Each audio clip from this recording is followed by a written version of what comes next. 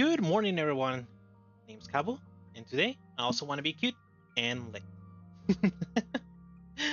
I felt really lazy this morning, like trying to get up and everything. I felt really comfy in my bed and in my blanket. I felt like a total burrito, and I wanted to stay as a burrito feeling.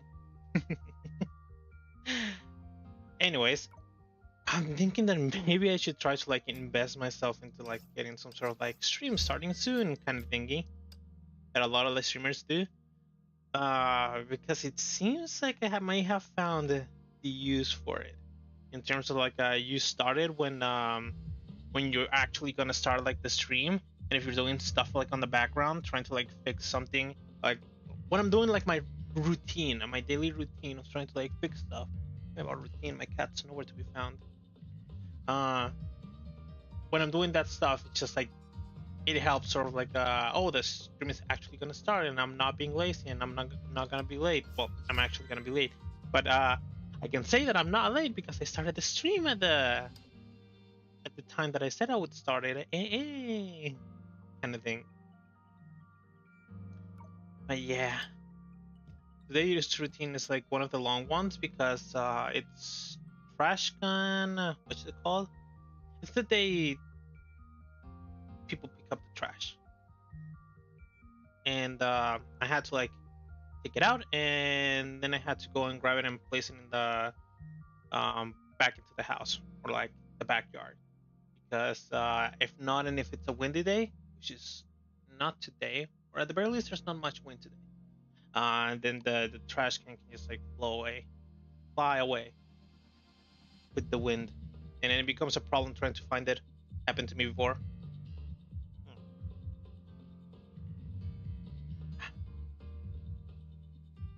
Yesterday was a nice rest day because a bunch of stuff ended up happening.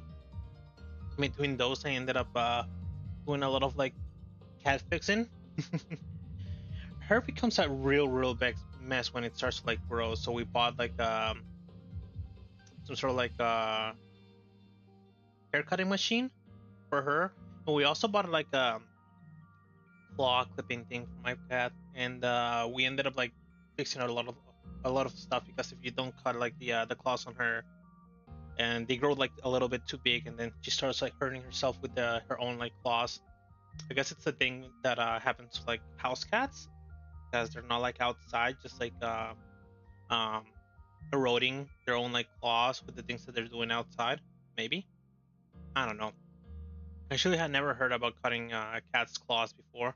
I thought that they'd actually end up fixing it themselves when they're doing their little thing on the walls, or on the the little toys where they're just scratching with her claws.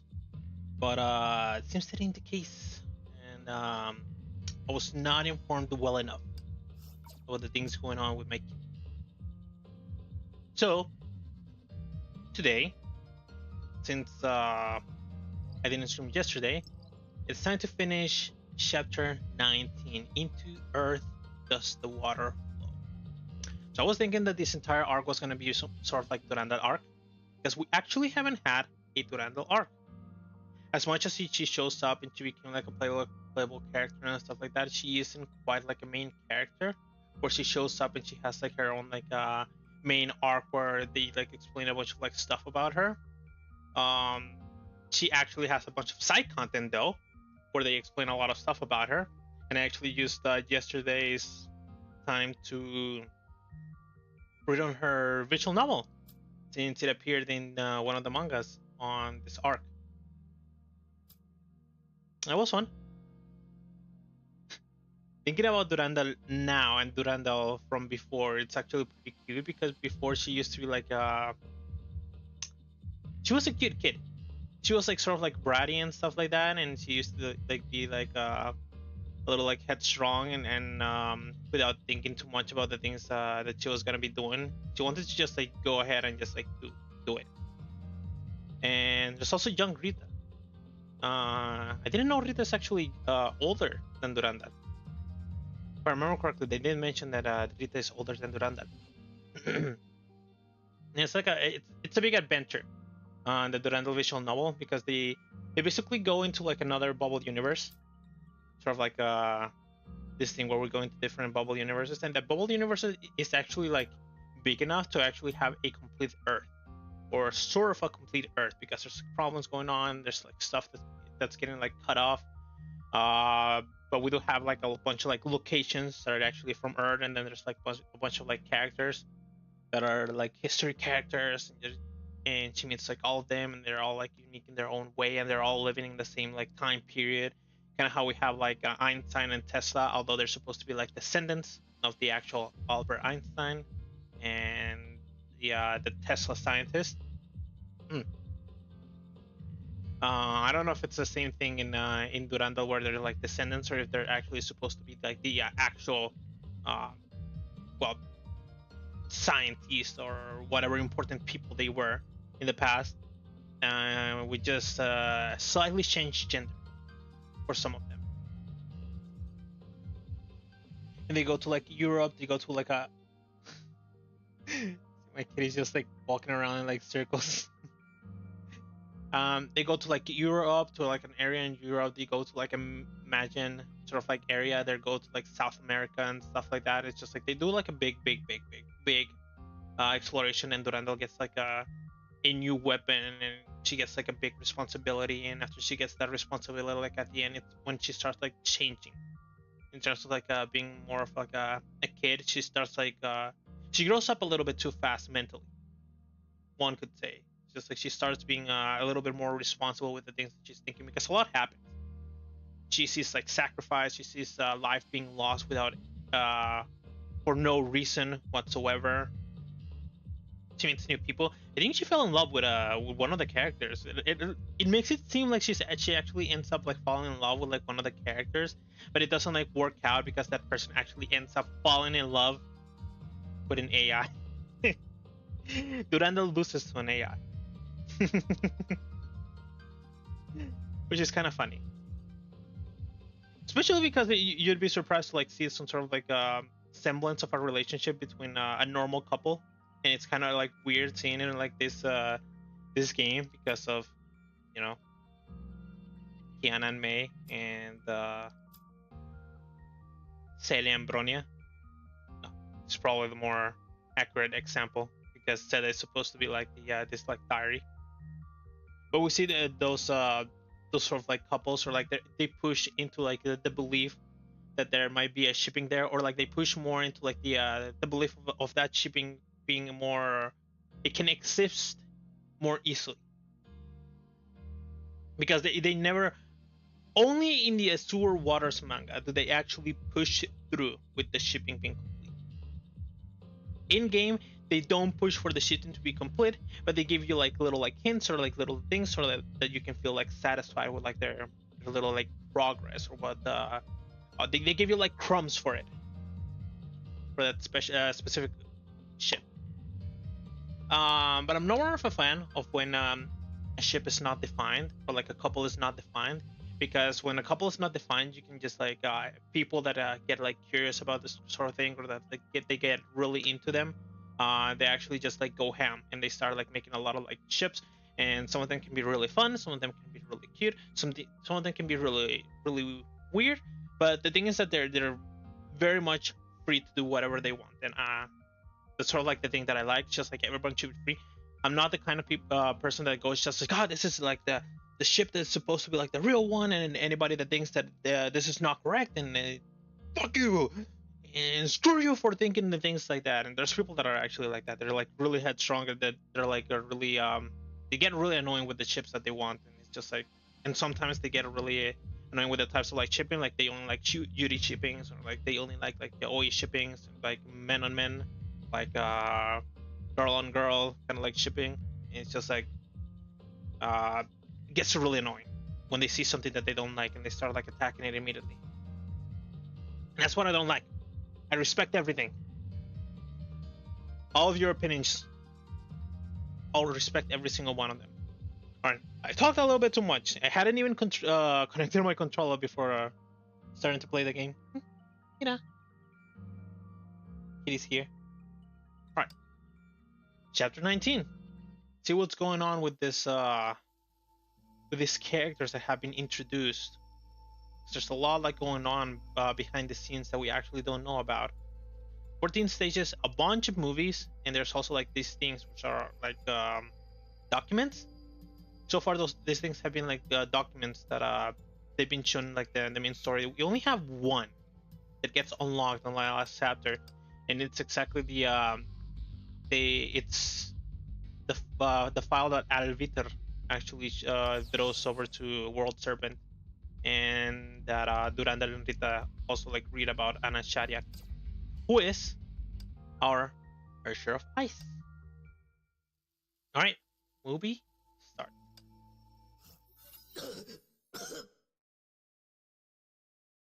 Smothering stiffness, pain, exhaustion, and powerlessness.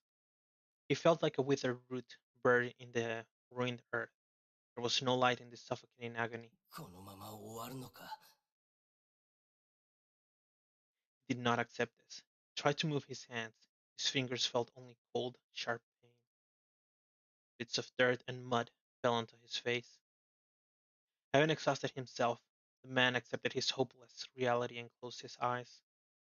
It was at that very moment that he heard a soft, digging sound.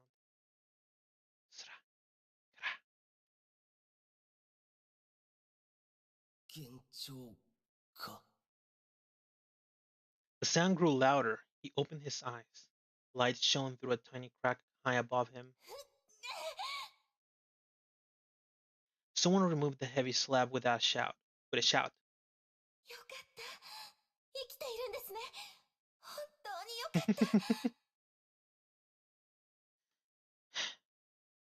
Why do cute girls always have to turn into hershers? Look at her. Isn't she cute? Oh, she's quite curious that she has like pink eyes. And she's being a Shadiak. I wonder if this is also some sort of like genetical kind of thing that they have. He saw the person who saved him. Her worried look was overtaken by a joyous relief. She removed more rocks and debris, the crack widening into a gap through which light poured onto his face. His voice was weak, yet he found the strength to stretch out a trembling hand.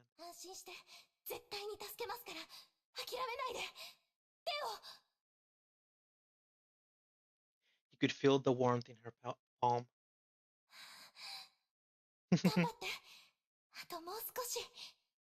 I've heard a lot of stories of like when sort of like natural disasters happen and people just like get stuck under like rubble and stuff like that. That it can be like very, very, very um anxiety inducing. It can get like really depressing to just like get stuck under the rubble because you can't move. It's very claustrophobic. It's very claustrophobic to just like get stuck on the rubble. I can't imagine being stuck on the rubble myself, and can be like a very very painful experience. He saw her smile. Her beautiful face was highlighted by the sun and unfurled before him like a portrait painting. The light grew stronger. His vision blurred as her smile began to warp and twist. The world fell silent. There was nothing left except for a call echoing in the far distance.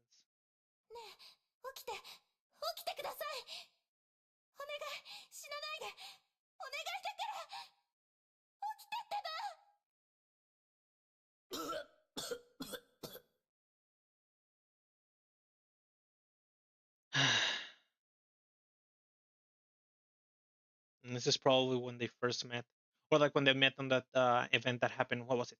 2 years ago, a Honkai event, and where she ended up saving him. So he actually was like in a lot of trouble. He was stuck under rubble, and he was like about to. Well, he was losing hope of being like rescued until just that single person just like showed up, tore through the rubble, and saved him.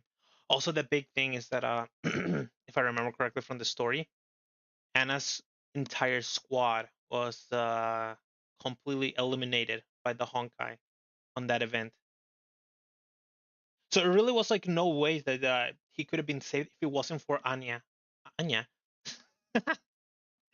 for Anna actually finding him and helping him at that moment in time. Memories faded and gave way to the stark reality. The first thing he saw was the herrscher beside him. She was silent. Anna's face was visible beneath the veil. She was as beautiful as he remembered.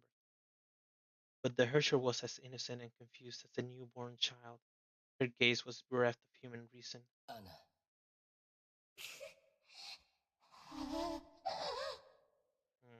安心しろ。必ず君を助ける。俺を信じてくれ。ああ。絶対に君をここから連れ出す。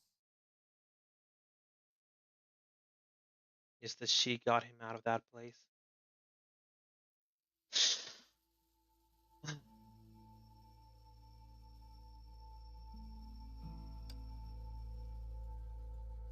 The storm is followed by a wake of freezing death. Enemy assault. And we're back to Rita after being with Durandal and Mei for so long.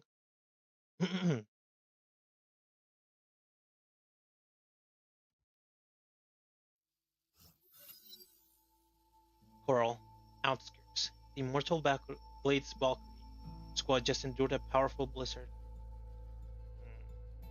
You know, before they were using like the CG that didn't have like the clear sky. One, they had the clear sky, and they didn't have like this like big spikes of like ice coming out of the ground. And now they're using the CG that has the big spikes to the ground, and now it's even snowing in a tropical area. I'm guessing that this is like an island or like a place that is not even supposed to like ever snow.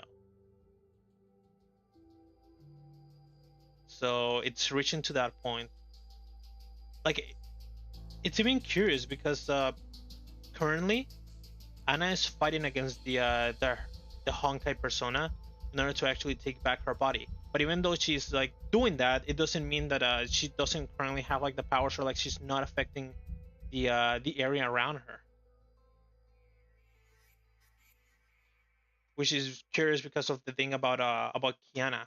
Because even though they were like fighting against she was fighting against the herrscher of the void at that moment, together with Fuhua, she wasn't like completely sealed, but it's still like her powers were like any sort of like manifestation around in the atmosphere or like in the area around her.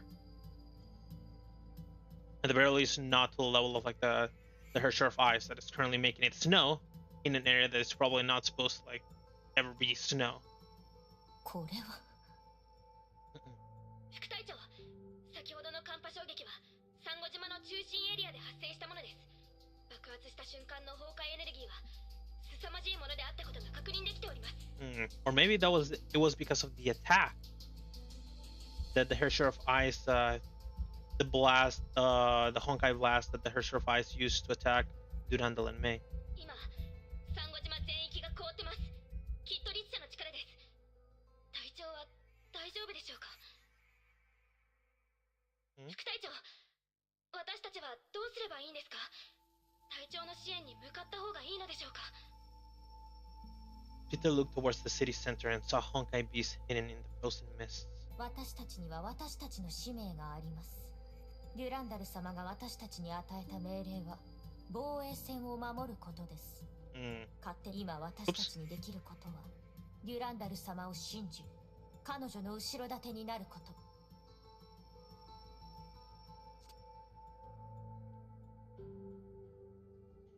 And now after reading like the visual novel, I can sort of like, I can sort of understand how big like the whatchamacallit, how much of how good of a like, relationship both Durandal and Rita have. Can't even remember how long they ended up being inside that bubble universe. Was it years? Months? It was a very, very long time. Because even though like the world was sort of like cut, and they could move oh no, this attack. And they sort of like could move really and very, very fast through the entire like world.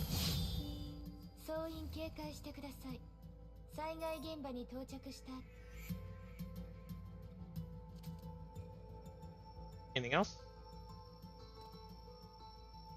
Alright, nothing else. Even though they can move like very, very fluidly through the cut world, it still take time because they were using like water currents to like move faster or something of the sort.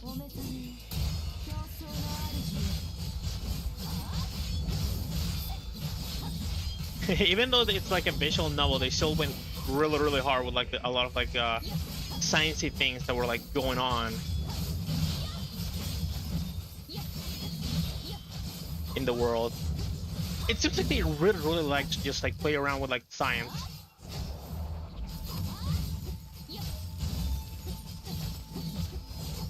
Putting like their own like little like things that are happening only within the game. But it seems like they're taking like a lot of like inspiration from like other like cultures, like World Serpent. I think it's what you call it? I think the actual like World Serpent is supposed to like be like Greek, a Greek myth.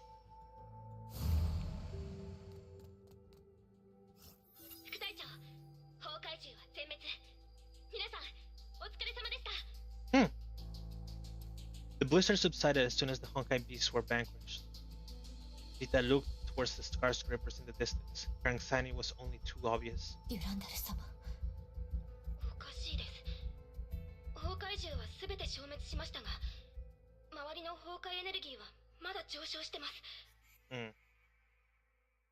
The Victor surveyed the battlefield and quickly found her answer. Two approaching figures emerged from the retreating mist. They walked very slowly as though they were afraid of breaking the fragile ice beneath their feet, and chattered like this broken battlefield.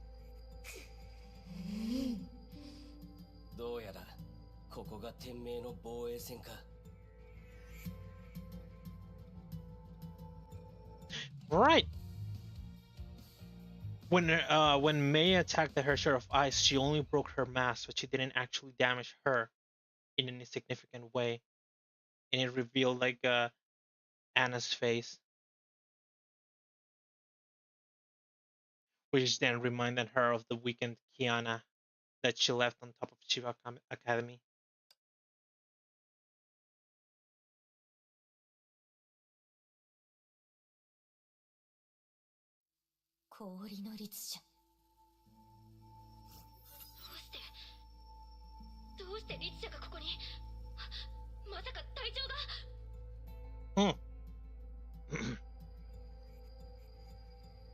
If they were anxious before, now they're like way more like anxious about this, because they were supposed to like be finding both Mei and Durandal. And then what's going on with like Raven? Raven is like supposedly like recuperating from the neurotoxin that Owl used against her. The Hersher's presence threw a few Valkyries into panic, but most quickly railed around Rita. They knew what must be done despite the odds.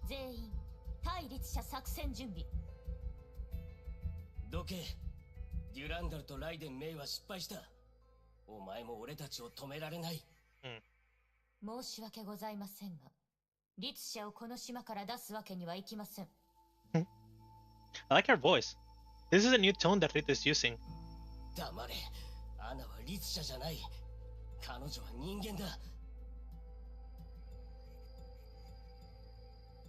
And this is where it like throws another like parallel of Mei and Kiana, and now Owl and Hersher of Ice. Owl and Anna, where Mei was just like constantly fighting over and over against like accusations of Kiana's a Hersher, Kiana's a Hersher, Kiana's a Hersher, and she's only a Hersher. She's the Hersher of the void. And Mei is being like always like protecting or like thinking about her. It's just like she's not a Hersher. She's not like a clone. She's Kiana, a human.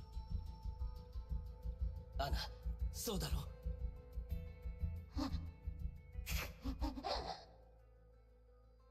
But sadly for Anna, she still hasn't won the battle against the Honkai persona inside her. The Hersher uttered an unintelligible and bestial growl, which does not help them. Rita gripped her weapon. The immortal blades of Valkyries assumed their fighting formation.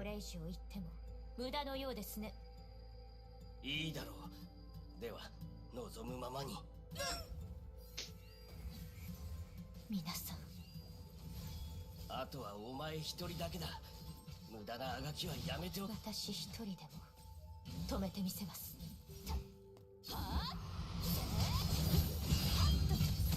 And this is the level of difference between like A rank Valkyries and S rank Valkyries. They were eliminated immediately as the battle started, while Rita's the only one that's still like, well, should I even see like alive? Are the Valkyries dead?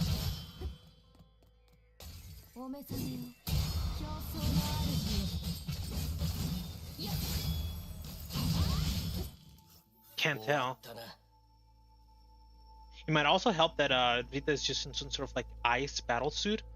And it's also supposed to be like one of the special battle suits, if I remember correctly. It was in chapter 9, one of like the battle suits that were what would you call it? It's like a in the secret arsenal that Otto has. Special battle suits.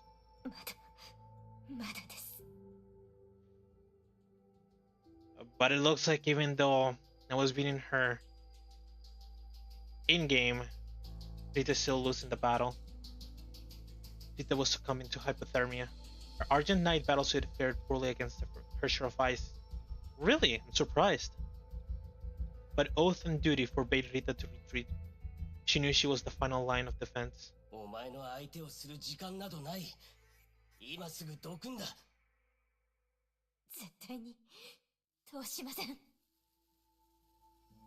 Rita's Godsbane battlesuit worked at maximum capacity just to keep her on her feet. The response she received was a powerful, rigid current.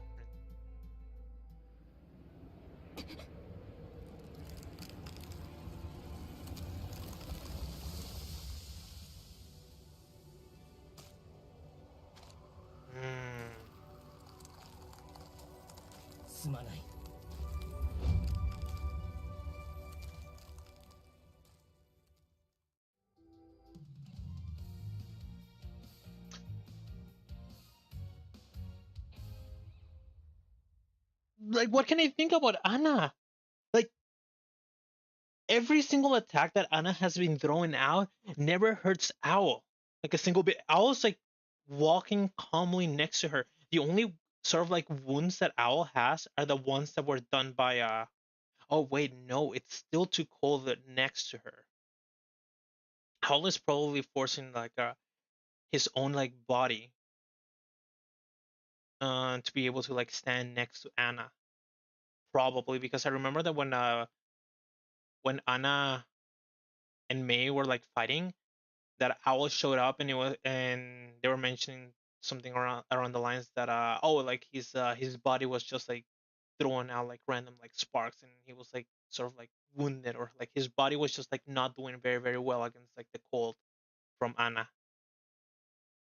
But still, like a lot of the attacks that Anna has been throwing out, if not all of them, have been sort of like missing Owl, or like not missing Owl, but just like not targeting Owl like at all. The frigid cold that just attacked Rita, it didn't affect like Owl. The cold that affected the Valkyries that are laying on the ground at the moment did not affect Owl. The Honkai blast that hit Durandal and Mei didn't affect Owl, or at the very least, it didn't affect him much. You can still see like a very, very defined semblance of like humanity from like Anna, even though she's like in this state. But even though she still has like this semblance of like humanity, it seems like she's still having a very, very tough time against like the Honkai persona, because she still hasn't won against it. She's still in that state of like being between a human and a herrscher. That who was it that mentioned it? Owl? Rita? No. Raven? Meanwhile, downtown Coral. A red glow glimmered amidst the ruins of ice and rubble. Mei created an EM field to insulate her and Durandal against the extreme cold. She reverted to her usual form as she carefully manipulated her powers to maintain the field. 平気です。そちらはその姿大丈夫なんですか? It's a pretty good look though. I like it. She's using shorts now? That's new. 氷の律者はまだ自身の力に慣れていないようです。あれ式で私が傷つくことはありません。ですが、フクロウと律者は先ほどの攻撃に乗じてここを離れています。すぐに追いかけなければいけません。It seems like they've been here for quite a while, so I'm gonna guess that even though she mentions that that her short fights can't hurt her, oh, maybe it is to defend like Durandal. She had to like expend a lot of like energy and had to like do it very, very carefully in order to actually help Durandal not get wounded in the Honkai blast. Because, well, whatchamacallit? Because Rita was like wounded by it, so I'm gonna guess that Durandal is also like weak against it. ここ一帯を絶対零度の七にしています。私が先頭へ行きますので、ついてきてください。ええ、わかりました。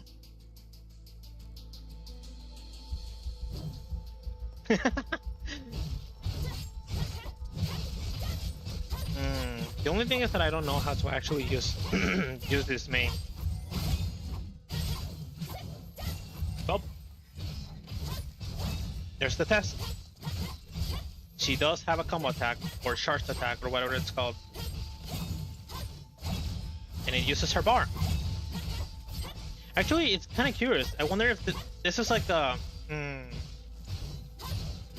It seems like she has some sort of like mechanic that's very, very similar to like the Herrscher of Thunder, which I actually ended up unlocking after Monday's stream.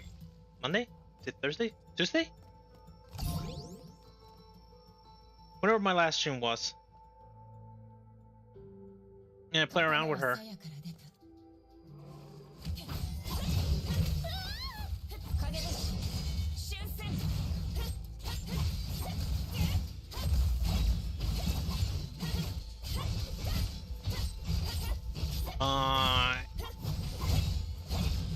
And it was actually kind of curious because I actually got the mission to play the Herrscher of Thunder's like tutorial, and apparently her transformation, her like ult, other than having like that laser attack if you hold the attack button, she also has like a lot of like other sort of like systems in her transformation. 4 times, huh?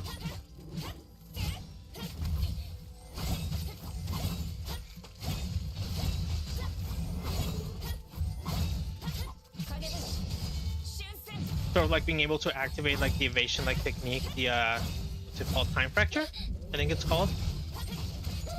Some call it witch time because of like Bayonetta.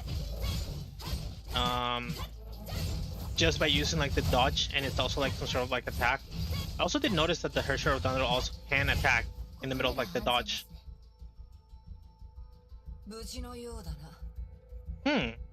Look who's up and about. Looks like she's finally fine.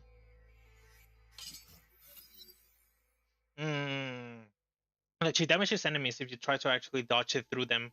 Sort of like the Herrscher, kind of like a thing with the first Herrscher of the Void, where she activates like her evasion technique if you like dash through an enemy.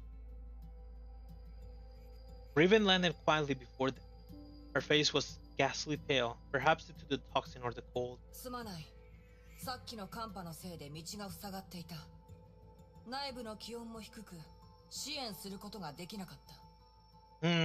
But the question is, can Raven even like support us now that she lost her weapon?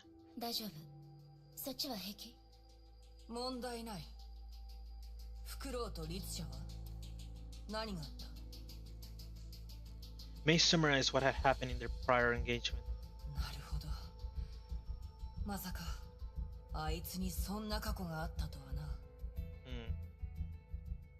Curious that she doesn't know about... Oh god, I'm gonna sneeze. Hold. Okay, held it. Spring! Spring is coming and so are the allergies. Curious that she didn't know about like the whole thing that happened, because I thought that maybe she was gonna be there for like the Honkai event because of, you know, them being World Serpent. こうなった以上、彼らを早々に見つけ出すしかないわ。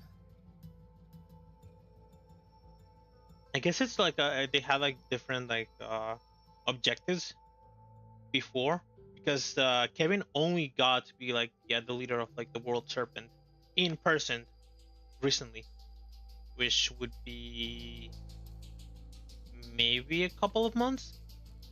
It's less than 4 months. Much less than 4 months. だが、黄泉の杖がない今、見つけても何もできないだろう。律者を捕まえるにはそれが必要なんだからな。何にせよ、ジャッカルが悪い。あいつがもっと用意してくれていれば、こんな面倒にもならなかった。サンゴ島の通信は崩壊のせいで途絶えている。あいつに連絡するには一時撤退するしかないだろう。And ask her for more scepters? 撤退？いいえ、撤退はできない。撤退にかかる時間は決して少なくないわ。その間にも崩壊は拡散し続け、命を奪い続ける。Right, and she's trying to like do all of this so that Kiana doesn't get called into like the battlefield. それに。Mei stopped there. She and Raven gazed at each other in silence. Raven knew what Mei was about to say. A retreat will give the Ice Herrscher time to escalate the war. A third party may even get involved. They might deploy the Hyperion if the situation grows desperate. And when that happens, that special friend of hers would also enter the fray and would risk her life against the Herrscher of Ice. 撤退は認めない。じゃあ、どうすればいい？ Mei thought for a while and quickly proposed her solution. Whoa. 渡りガラス、黄泉の杖の残骸を見つけてきて。Retractable like skirt? Or like retractable dress? 残骸？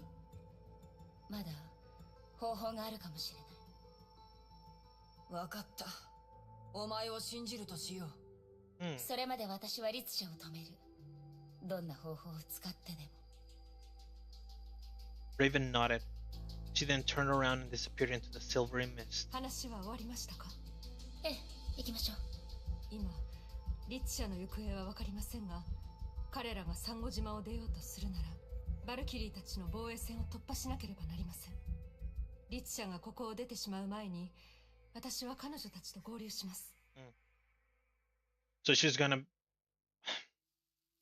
try to go to the last defenses, which were supposed to be Rita, but they already got defeated. She wanted to join them, and then sort of like a pincer attack if they indeed get close enough to actually escape from Coral, but it's like no longer possible. ライデン・メイさん、今回は迷わないでください。もちろんです。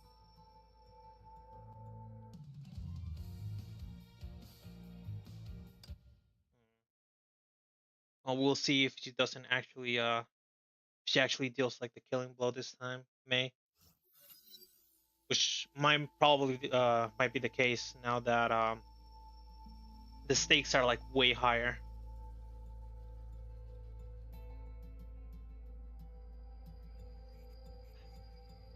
With her being afraid of Kiana getting called over. The frost continued to creep beyond the heart of Coral, created an icy path in its wake. 律者の反応はまだこの島の中。そう遠くへは行っていないはず。この先はバルキリーたちが敷いた防衛線ですね。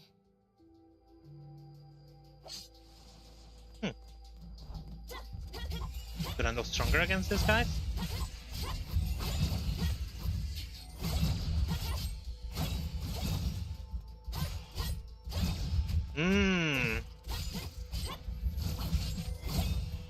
Alright, I see it. I see the way that I'm supposed to use her. I noticed that she doesn't actually have some sort of like time fracture kind of attack. But then after I dodged and I did this attack, it uses my ultimate evasion stack. And I have 2 of them, which was already very, very curious. Ah, I see. She doesn't have time fracture, so they gave her a weapon that allows her to have time fracture and then bring in Durandal.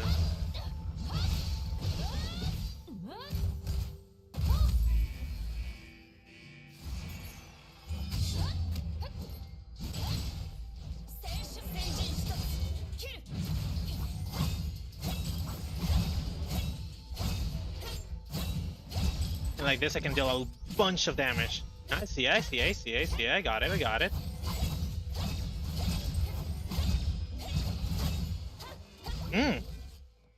She's pretty good. She's much, much better once you like get the hang of like her, what you call it, her mechanics.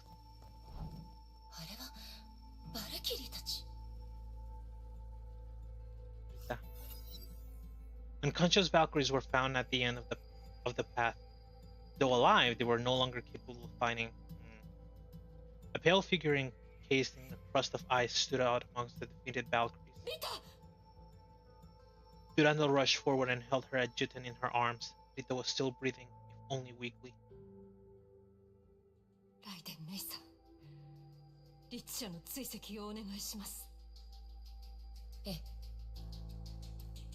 Mei knew what had to be done, turned around without a word. Behind her, the whole landscape gave off a glow that engulfed the entire battlefield. She's using the Abyss Flower to heal them.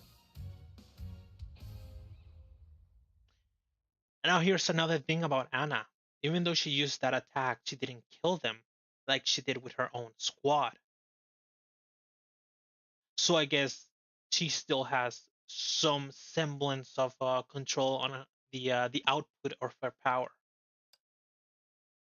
Because I'm pretty sure she could have very, very easily killed, at the very least, the A rank Valkyries that are next to like Rita. But she didn't.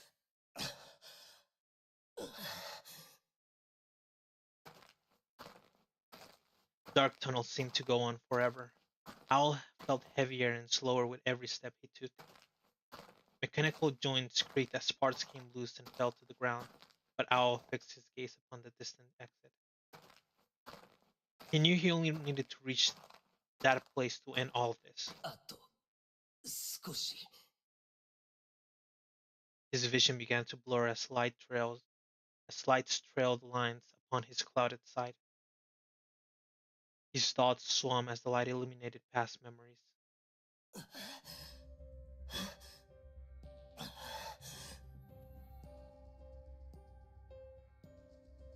Thumbnail of today's video and of the chapter.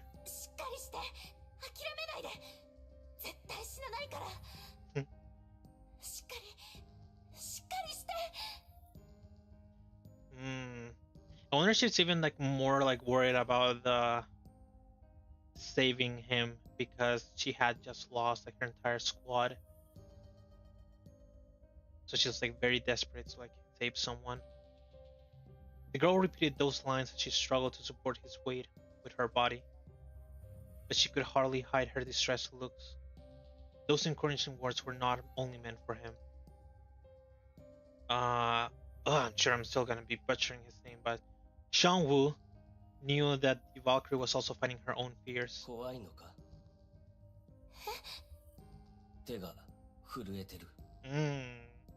Yeah,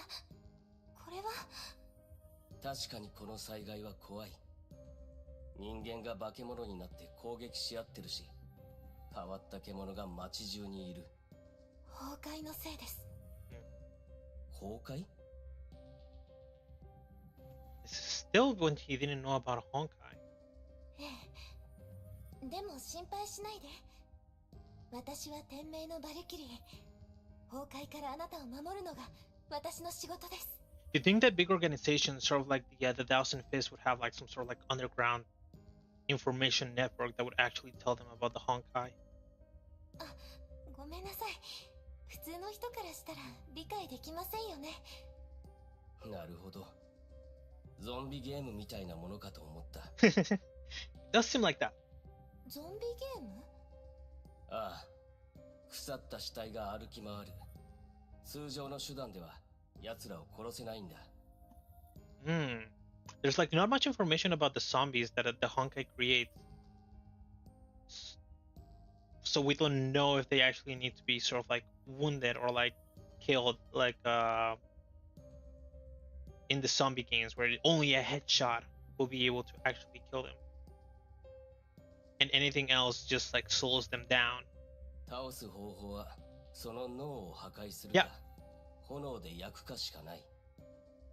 それにもっと恐ろしいのは、奴らに噛まれたら姿形が変わり始めることだ。Now the thing is that this probably does happen.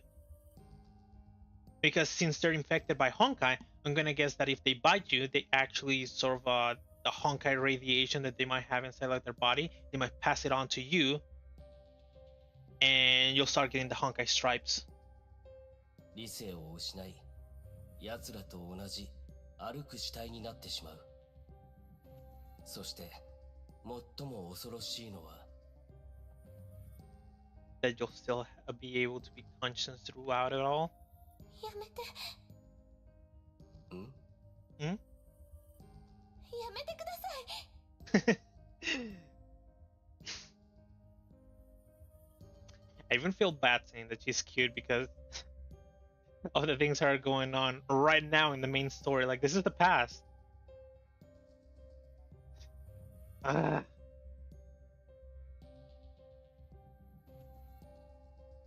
we really like save her? I want to save her. I want them to be saved. どうしてそんな話を？ゾンビだけで十分気持ち悪いのに。Hey, you're fighting the Honkai. They're pretty disgusting as well. Their bodies are pretty weird. なんだ、そういうのを怖がるんだな。違います。怖いなんて言ってません。気持ち悪いだけです。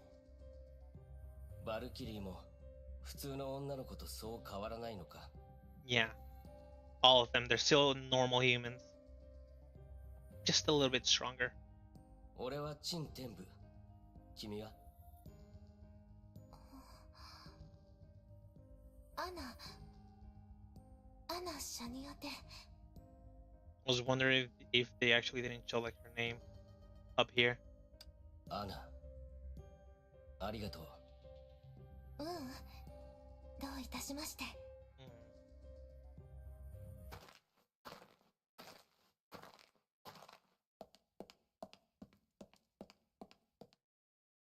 Mei tracked the Herscher's trail and arrived at the tunnel entrance, her mind deep in thought. She could not forget the sight of the defeated Immortal Blade's Valkyrie, Senrita. A series of dull thumping noises interrupted her. She raised her head and saw Honkai beasts hatching in the tunnel. She knew she was on the right track. The herrscher would be at the other side of this tunnel. Her blade was drawn. She knew there was only one thing to be done.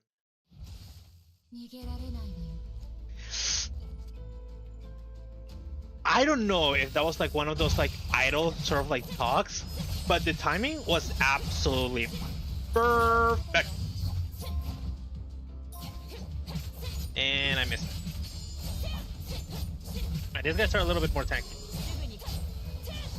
Also, gotta say this like single like battle song that they've been having in like this this new like arc, like this new like chapter, is really good. It's really good. I really like it. Probably one of my favorite battle themes in the game.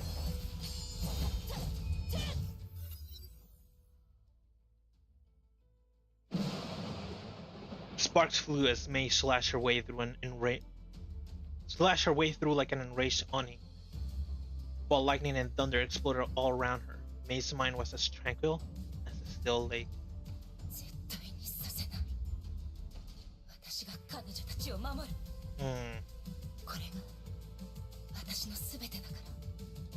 And it is the whole reason that you went to the World Serpent. A light erupted within the tunnel and sped to the other end, before converging into a single point.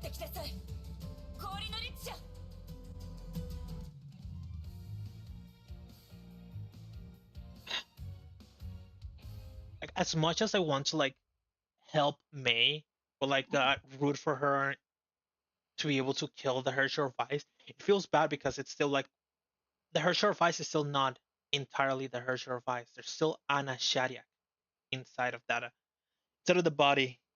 It's like if I was given the choice to just like end Kiana's life while she was still fighting with the herrscher of the void. Like if Fu Hua decided to actually seal all three of them, like she mentioned, it's just like I'm only here on like the EX chapter when she mentioned like she was only there in order to be like the last line of defense in case Kiana lost herself against the herrscher of the void. I mean, of course, I didn't want that to happen. It's just like that's like the thing that's going on right now. It's just like we're eliminating, or like Mei is trying to like eliminate the herrscher of ice before she becomes the true herrscher of ice.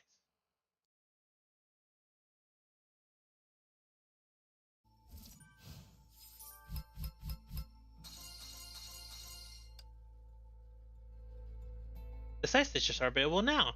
I will not check them out.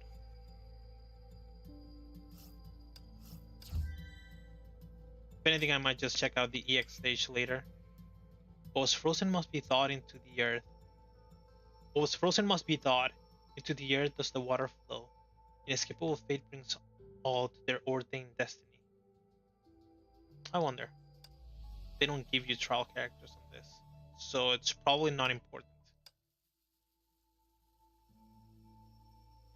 Because in that stage they did give me like trial characters, right? Yes, they gave me a Rita. Right? A new document. The Manila Honkai eruption. Event ID. I'm gonna guess this is Southeast Asia. 074. Manila, the Philippines. In 2015 at 4 p.m. No, this is probably a.m. But it looks. Was it at nighttime then? And did the Honkai eruption happen throughout the night? And then in midday was when Owl and the Valkyries went over to like try to help. 2015 Honkai eruption in Manila, capital city of the Philippines, was the largest and most disastrous Honkai event in Southeast Asia. Although the Manila eruption did not give birth to any herrscher, it claimed over 2 million lives. About 3 million people suffered various degrees of Honkai infection, while secondary disasters that struck the city and the surrounding areas rendered nearly 10 million people homeless. Upon the I wonder what this is. Upon the onset of the eruption, Schicksal mobilized and deployed 42 Valkyrie squads. A total of 147 Valkyries, or 5,000 rescue personnel from various departments were also sent in to contain the eruption within the limits of Manila. Combat losses were extremely heavy. The 6 squads garrisoned in the Philippines, including Snow Lotus, Sea Lion, and Astra, were nearly annihilated. 42 6 squads. So this means that 6 squads, including this ones, were already in Manila when the Honkai eruption started, and they were nearly annihilated. And we know that Snow Lotus was actually completely annihilated with the exception of Anna. The eruption severely affected the economic and political stability in the Philippines and Southeast Asia as a whole. To date, the city of Manila remains off-limits, with Honkai levels in urban districts remaining at unsafe levels. Further monitoring is still required, and the document was last updated on 2017. Right. So giving a little bit of like, as before they gave us a little background on Anna, and now they're giving us a little background on the Honkai event that happened when Owl and Anna ended up meeting each other. What is this? Person XP. I guess it's a buff. You level this up and it gives you buffs on your stats. This is probably the most important one. Total damage. Affected in daily EX and daily challenges stages in this war zone. Only affected in Prison of Frost. So it doesn't matter for the story. Good to know. And they still have like this system, but it's new. Before there was like a couple of like robots, but now it's just like boxes. Sacrifice 50% HP for 10 seconds of 400% bonus total damage and 30% bonus movement speed. Mira. It is here. Oops.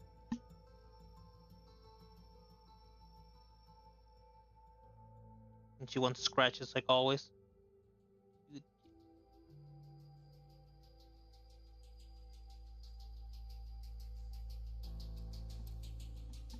She's moving around a lot. Like she's not that calm.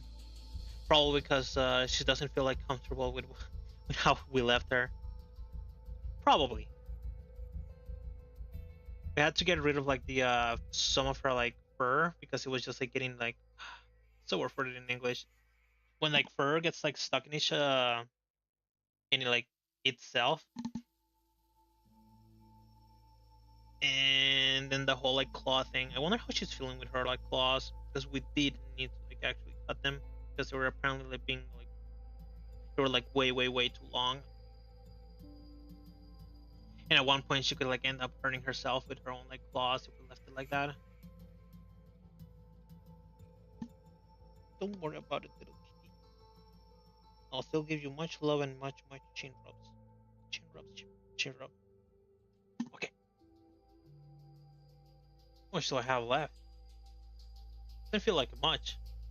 How long did it take me to get through the first like part? An hour. Or like maybe less than an hour because I yapped a little bit too much at the start.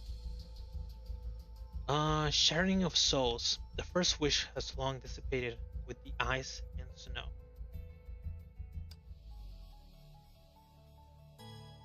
We're back to full power Mei. This is her tail. Come, bring your head over here. Let me give you some rubs. Or not. Oh, here it is. As cold wind blew across his face, he could finally see a light at the end of the tunnel.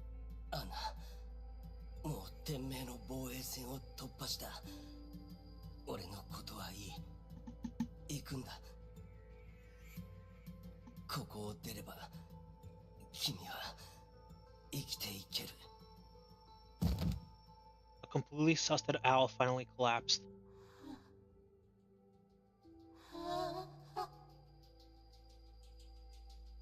He tried waving the herrscher away, but she stared blankly like a snowflake, oblivious to everything around her. She then slowly extended her hand. The herrscher picked up Owl, her movements clumsy yet surprisingly gentle.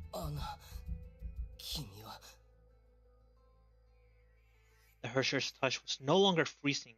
Her face showed hints of emotion. Astonishment and joy filled his heart. He decided to let the herrscher carry his weight and continued walking.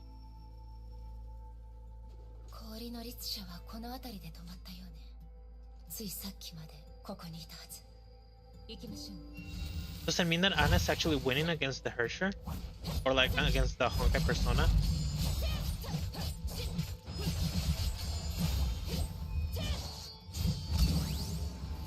Is there hope? Should I believe in the hope that might be hidden in this chapter?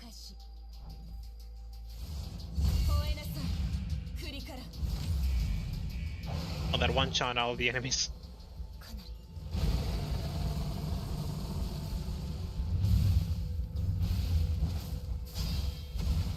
Oh, if I remember correctly, the tutorial mentioned that if I used like evasion thingy, would actually make my next lightning attack deal more damage. So I wonder if I should use it right before going back to the normal form, not the old form, and if it'll deal like a lot of damage. But I don't know if it's actually like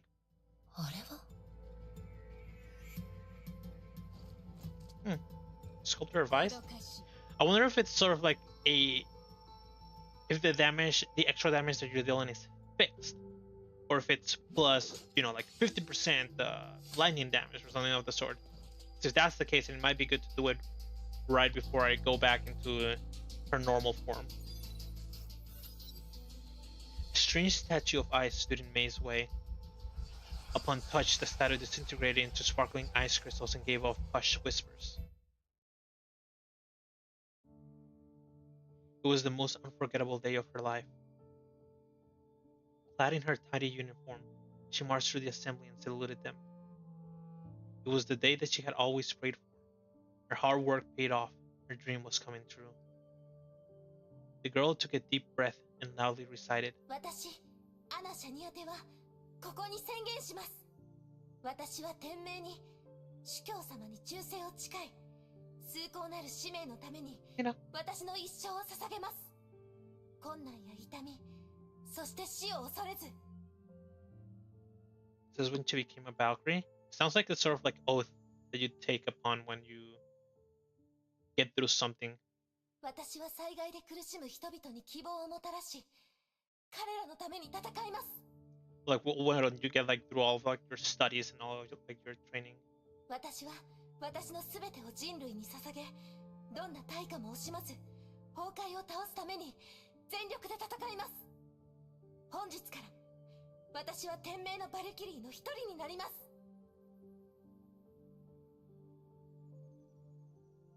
The light shone again before fading away with the girl's voice. 行きましょう。Oh. That was a surprising ending. Normally it would end before getting to the next area. 今の光、彼女の。Her memories. 行きましょう。行動開始。Ugh. Well, these are her memories. Like, sort of like horror kind of thing. There's so many owls though. Oh. Because the owls are turning into enemies. That's why.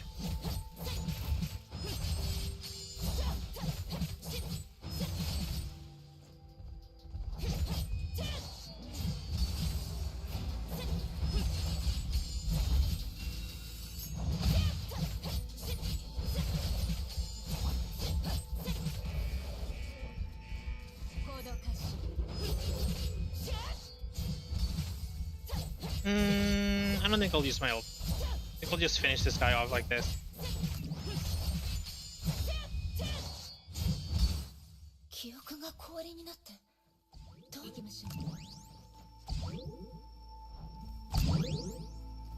Loud sounds. Very loud sounds.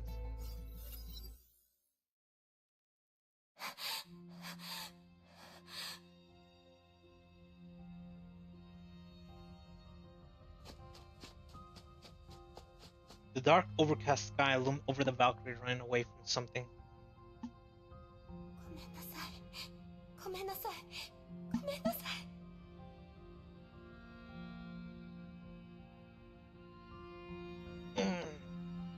There we go. Picking up my kitty.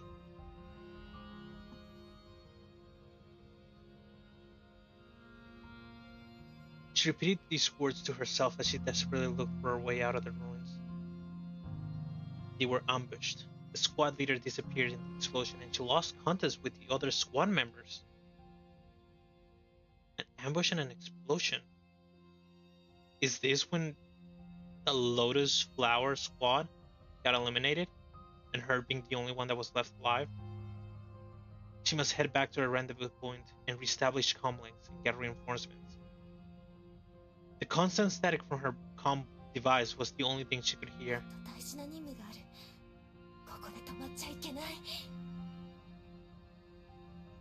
The Valkyrie then caught the sound of loose gravel hitting the ground.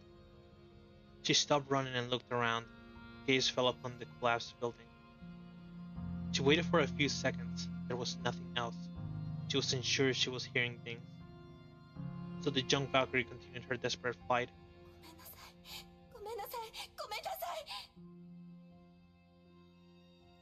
She repeated these words to herself as she left the ruins behind her. Ah! What's that thing that's called? There's like a...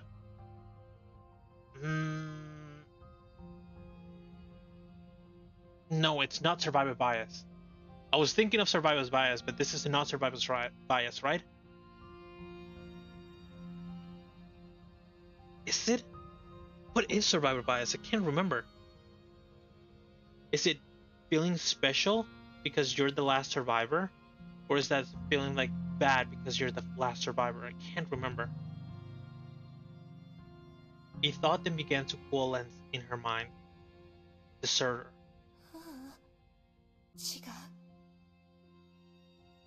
She remembered the day when she became a Valkyrie. Like this devastated city, her oath and her ideals were reduced to ruins. She had never felt so helpless. She failed to save anyone, even when they were within reach. The Valkyrie stopped running.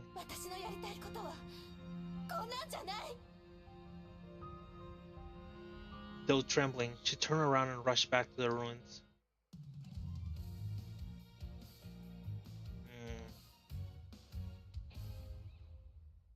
I wonder if that was like her like first like deployment into like the battle, and of course, like one of her like first couple of like deployments, it had to be like a big Honkai eruption. Like it's not just like a couple of like Honkai beasts sort of like appearing. It's supposed to be like an eruption, like a big deal. And eruptions are supposed to be like the big Honkai events that happen in the world. In my case, some scratches.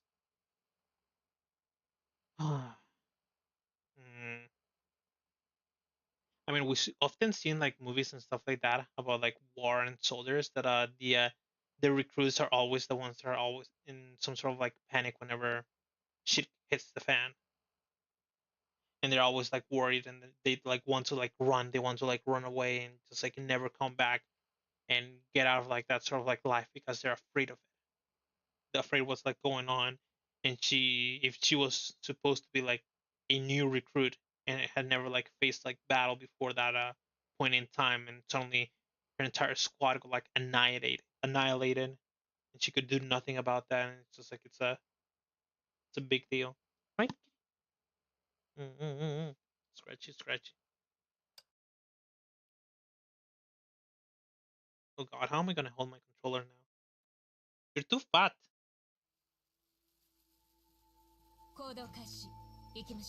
Hmm.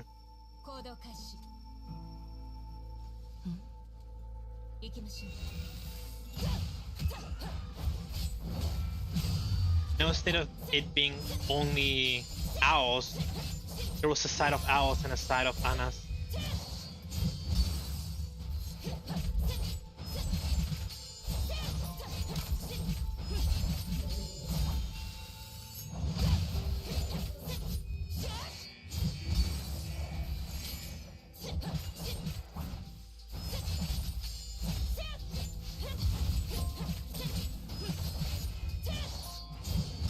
Here we go.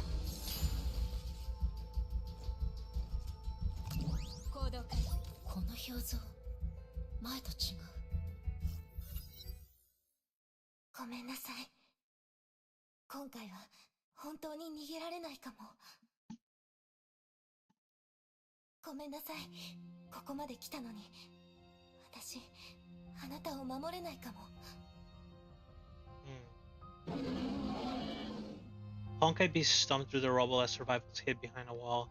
There was no exit inside. Anna, 俺のことはいい。君一人なら逃げられるはずだ。ダメ、それはできません。アナ、俺と一緒だと俺たちは逃げられない。でも、あなたを置いていくなんてできません。君がバルキリーでその責任を果たさないといけないからか。もしそんな肩書きじゃなかったら、君はまだ俺を助けるか？私は心配するな。俺はどこかに隠れて、君が援軍を連れてくるのを待つから。I was pretty courageous for actually saying this, because most people would just be like very, very afraid. They wouldn't actually choose this option, find a place to hide, or they get like their reinforcements, because maybe they'd be like afraid of like the reinforcements and never coming. Like on Anna's way to get like the reinforcements, she could die そうだ、賭けをしよう。賭け？ああ、もし俺たち二人とも生き残れたら俺とデートしてくれ。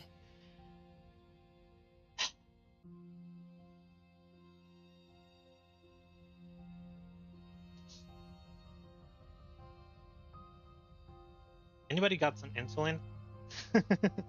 This is too sweet.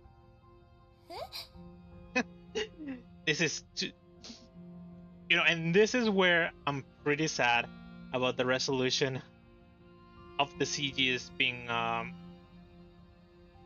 really low, being on phone standards, I guess I should say.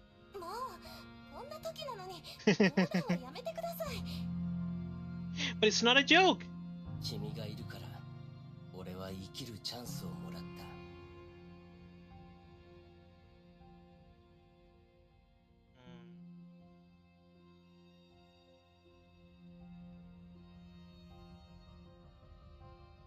I guess there really is that belief, like he was stuck under the rubble, so there's like no chance. He was giving up. When we saw in like the CG on like the movie, that he was actually like starting to give up when he ended up hearing the rubble being like moved and the stone slab getting moved by Anna Shariak, and then he was saved. Which is yet another parallel to Mei. Yeah.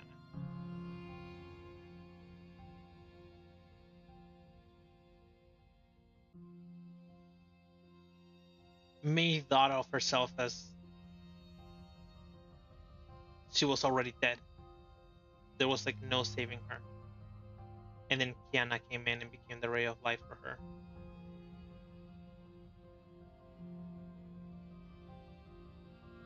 It's the same deal with them.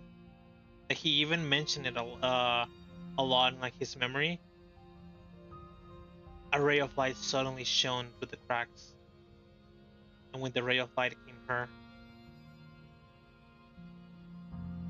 君が俺のそばにいて諦めるなと言ってくれたから俺はここまでやってこれた。こんな状況で君と出会えたことは俺の人生の中で一番ラッキーな出来事だった。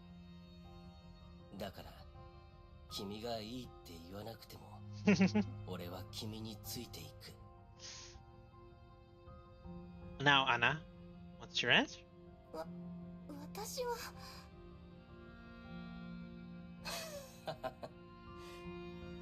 冗談だ。そんなに悩むな。But are you?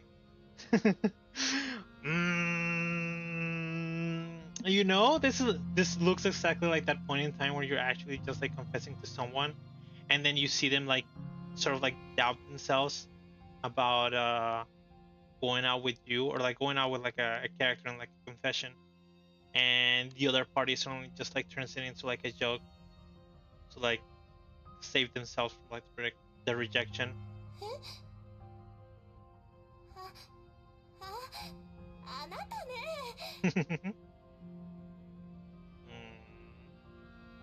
But I'm not happy about that. I want the answer. どうだ？少しリラックスできたか？こんな時に何考えてるんですか？アナ、俺はそう簡単に死なないよ。俺には家族がいる。やりたいことだってある。Then my face got like filled with like fur from my cat now that she's in my arms, right? だから簡単に死んだりしない。俺を信じてほしい。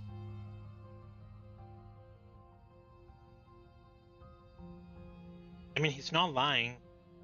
He mentioned that he fought. Well, Raven mentioned that he fought him like a lot of times, and he was like very, very, very resourceful, very resourceful person when he was in the Thousand Fists. And of course, you need to be like very, very hard to kill if you're just suddenly joining some sort of like underground organization or something like that, because you'll always be in danger. 陳天部変わった人ですね。でも私のことも信じてください。私たちは一緒にここから出るんです。だからその賭け受けて立ちます。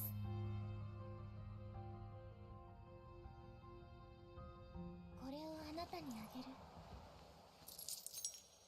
これは私の一番大事なもの。生きてここを出たらまた返して。これで賭けをしましょう。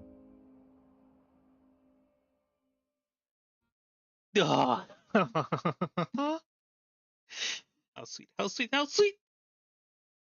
I love starts like this. And the sweetest, not only is she giving him her most like treasure possession, but she also took the bet. We get out of here alive, we'll go on a date.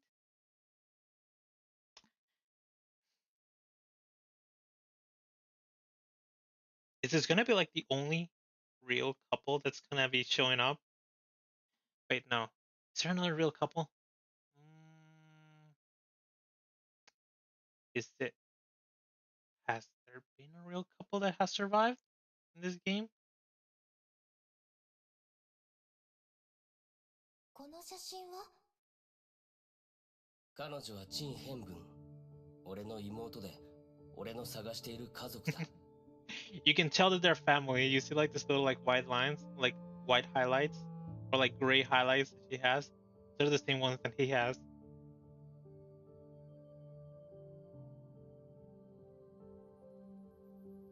Cute.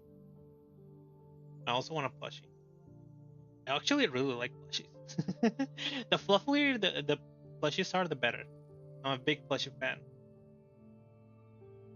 Though the two managed to escape to a Schicksal base, they had to go on separate ways.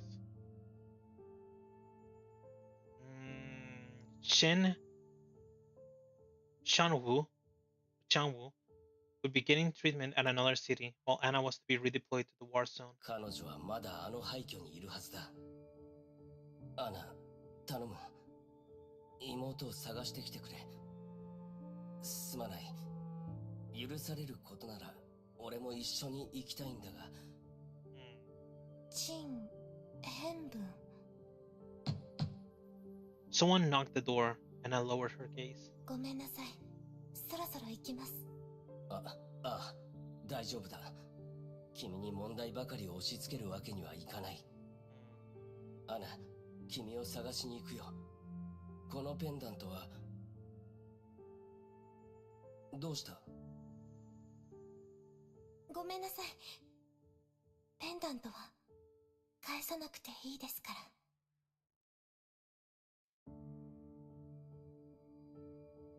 ら。Anna left. He was left dumbstruck by her sudden change. He did not know why she left him like that until much later. He heard a few conversations and learned that Anna became the leader of the new Snow Lotus Squad.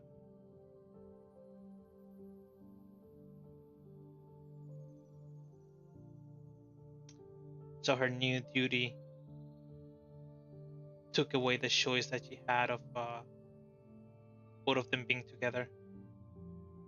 The old Snow Lotus Squad was gone. Anna was the sole survivor.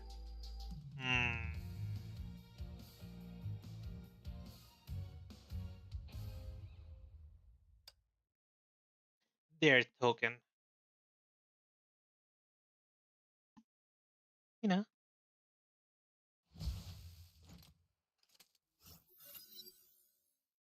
You know.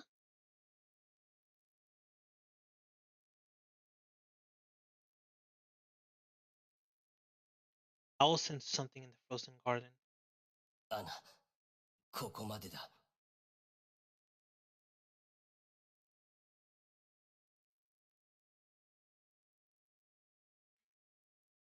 The herrscher stayed silent and continued to carry him as dark clouds rolled above the pristine Lee. ライデン・メイはもうすぐ追ってくる。俺と一緒だと、君は逃げられなくなる。俺が彼女を牽制するから、君は言ってくれ。Alright, these are the highlights that I was talking about. This one right here, this one right here, this one right here, this one, this one. 陳天部アナ。陳天部アナ、やっと戻ってきてくれた。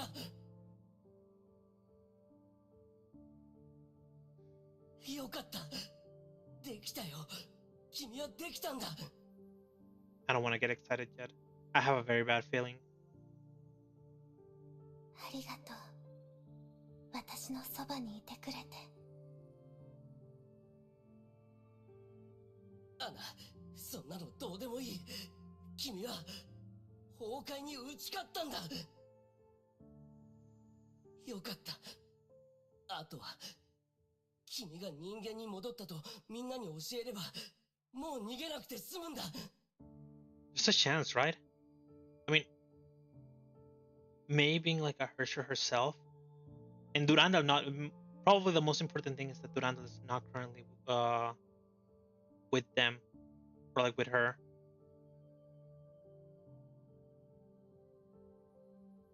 I mean, World Serpent already recruited a herrscher, right? We can recruit another one. さあ、戻ろう。ヨルムンガンドに案内するよ。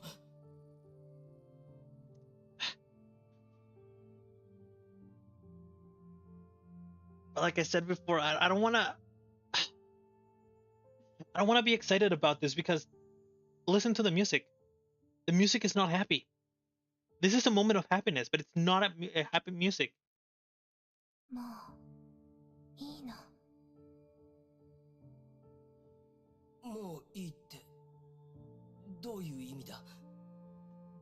陳天部死なせてほしい。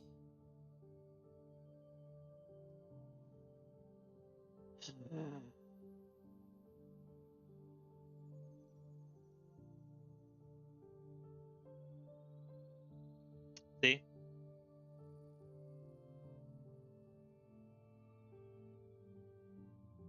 Maybe the words were indicating something happy, are finally able to actually talk, but the music, the entire atmosphere, like everything, it's just like it's much different. It indicates sadness, and I guess it leads to this. It's not that she's losing against the Honkai because she pretty much won against it, and she's talking like normal without the sort of like a different like effect on her voice either. But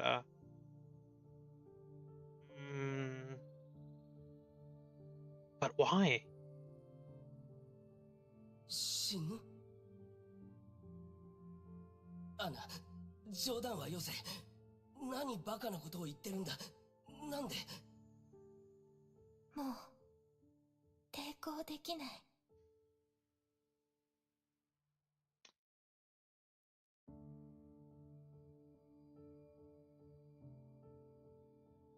Guess she didn't actually win.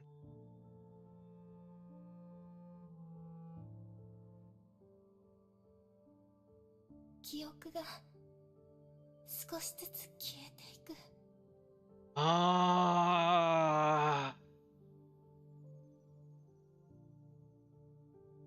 So that's why we were finding all those statues around. She's losing her memories. She's losing herself. これは私が最後の力で稼いだ時間。アナ、そんなバカな。陳天部、もういい。そろそろ終わらせないと。せめて最後は人間として死にたいの。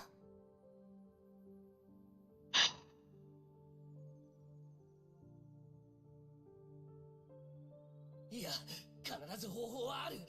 アナ、もう少し耐えてくれ。ごめんなさい。行かせて。アナ、待て。どこに行くんだ？ Owl tried to hold on to her, but was trapped by growing eyes. He realized she brought him here to bid farewell. He could only see her slowly drifting away until she completely disappeared into the falling snow.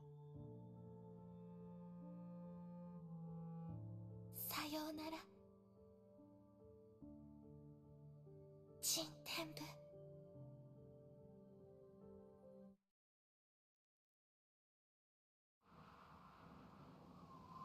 It was snowing when Mei saw the herrscher of ice landing right before her.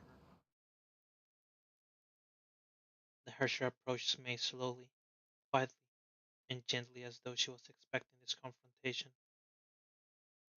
Crystals of ice blossomed with every step and gave off a faint glow before disappearing into the thin air. Mei knew what the herrscher wanted.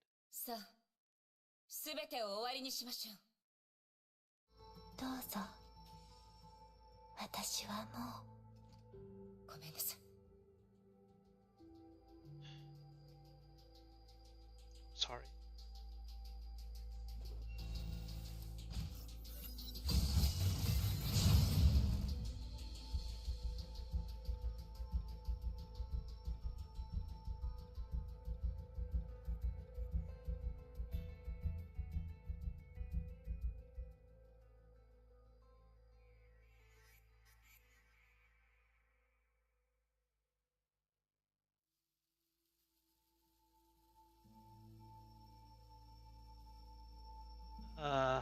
Just one happy ending. Just one happy ending. Just one happy ending is all that I ask.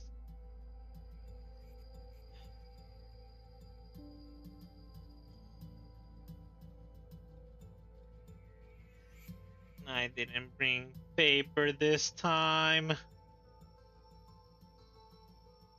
Should I just clean myself with my cat? It's like the only thing that I have close by. Probably with my blanket. The herrscher of ice fell onto the bed of flowers. She did not resist. In fact, she did all that she could to suppress the urge to fight back. Victory was almost at hand. Mei raised her blade.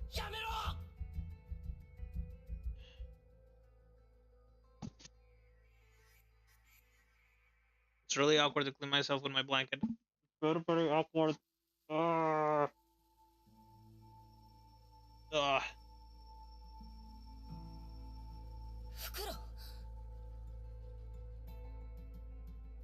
The cyborg leapt out of the blizzard and stood between the two.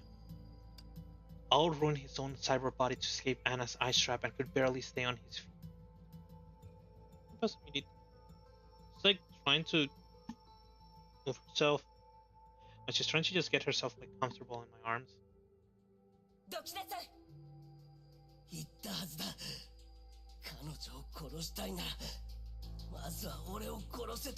Something got into my left eye.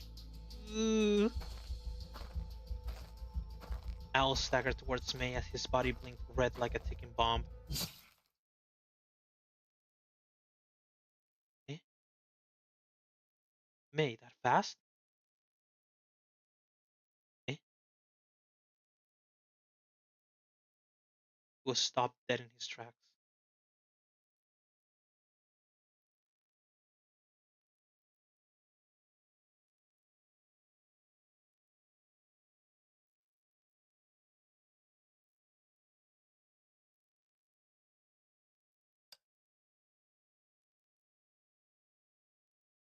Blood erupted from his chest and blossomed like scarlet flowers in the white snow.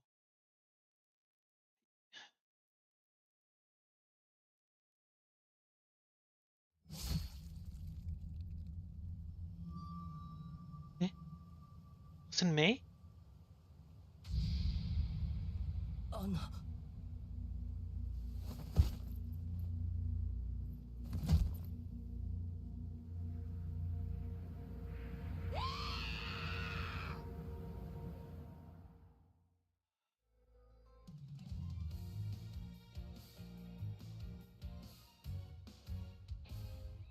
Honkai stripes.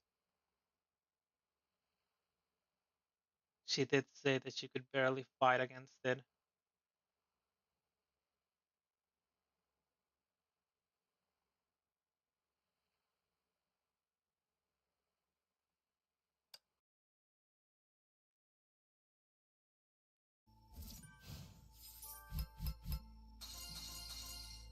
Can it get any worse?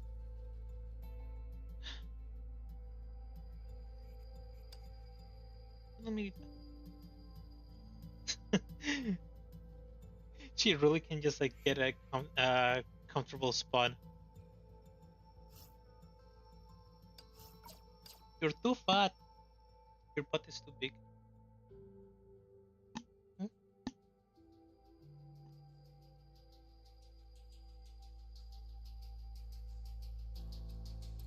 Like this really is like the worst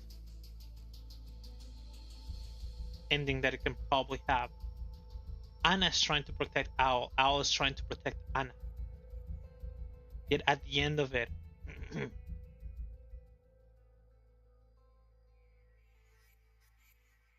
Anna kills the person that she wants to protect, and Owl gets killed with the person he wants to protect.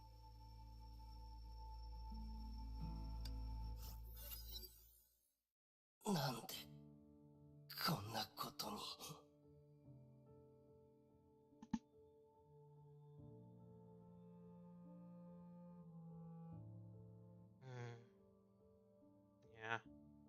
Stripes, stripes, stripe. Purple stripes of Honkai affection.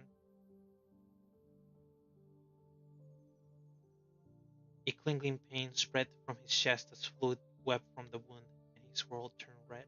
The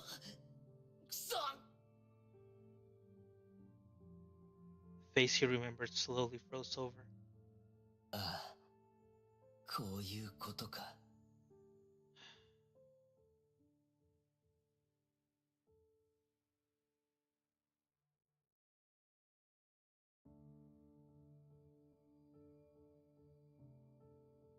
At this moment, she lost against the Honkai, but she was still conscious, so she witnessed how he killed Owl with her own hands.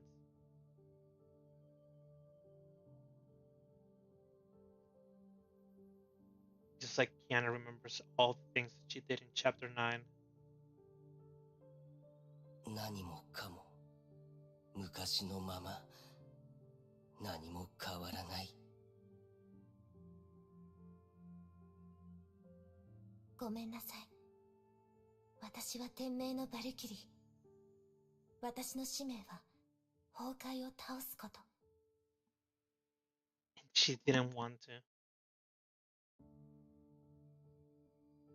She walked away as tears flowed from her eyes.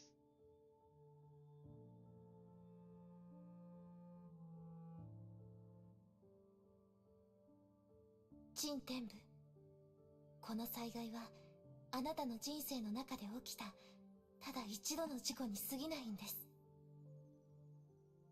私のことは忘れてください。アナ、待って待て。アナ。なんで君はいつも俺から逃げる。いつも感情を心に閉じ込めるんだ。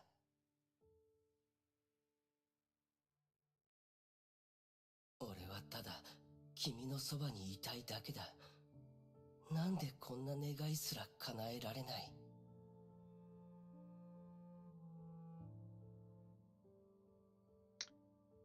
It even seems like their entire fate was denying their wish to be together.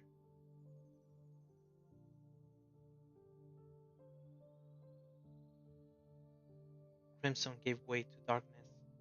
A veil shrouded him, ushered him to the end of his life. The last thing he remembered was her cold, hard face and her tears. 誰か教えてくれ。俺は何を間違えた。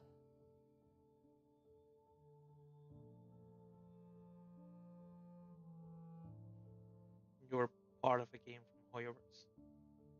That's literally the only the only thing that he did wrong was being part of a game from Hoyoverse.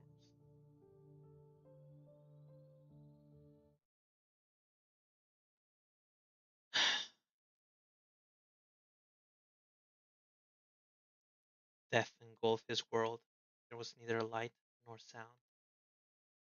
He lay in the vast emptiness, adrift in the great ocean of nothing. He stared into the roiling yet pure darkness. He tried to understand it, yet his senses had already left him. これが死。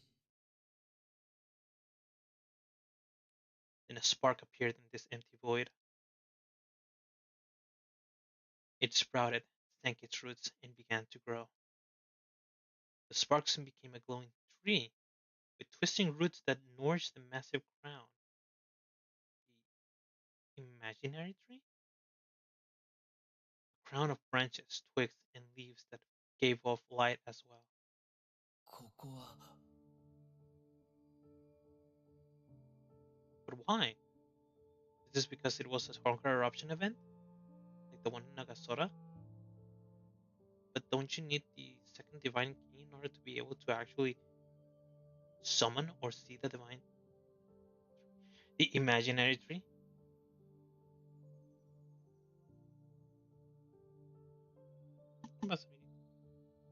She really just like not getting herself in a comfortable position. She keeps moving.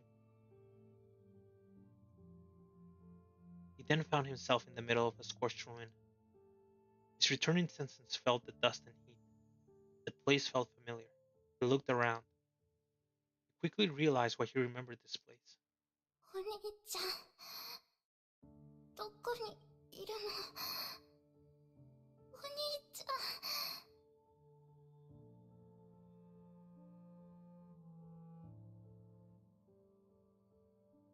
The doll.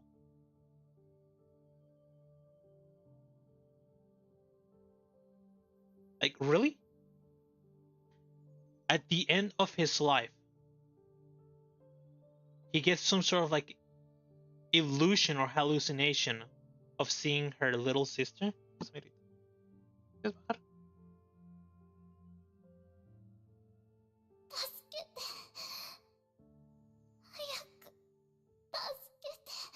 It's not of a happy moment of her. It's literally her asking for help.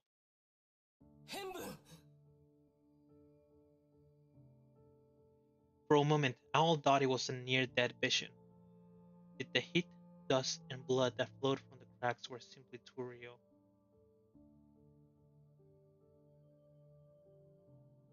He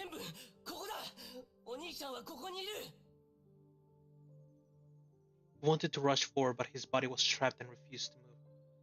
I think I'm gonna get down. Are you uncomfortable, little kitty?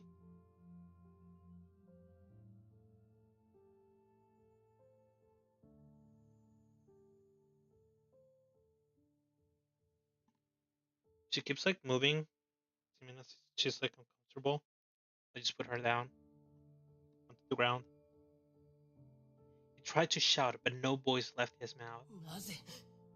なぜこんなの見せるんだ。一体なぜなんだ。 Tap, tap, tap. The sound of footsteps caught his attention. There was someone else in the ruins.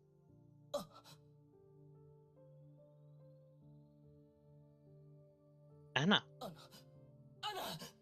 Yeah, it's my same reaction. Anna Shariak, the Valkyrie who saved him, stood within the light just as he remembered her on that day. 妹、変分を助けてやってくれ。 While he shouted voicelessly, the trapped girl extended a trembling hand. お姉さん、助けて。アナ、助けてやってくれ。何をしてるんだ。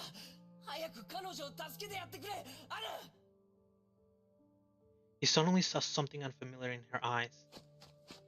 The Valkyrie backed away slowly, turned around, and ran away. Anna.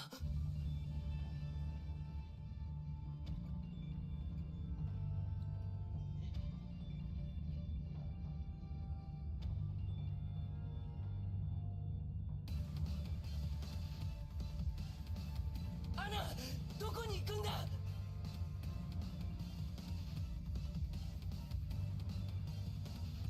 Owl was dumbstruck. That's me. as the fleeing Anna disappeared into the darkness. Why?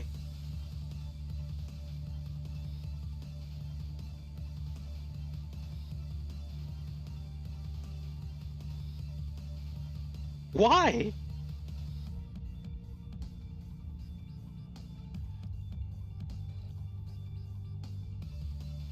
People say that at the end of your life, you see your entire life going through your eyes. Or like in front of your eyes. Yet, near Owl's death, he says this.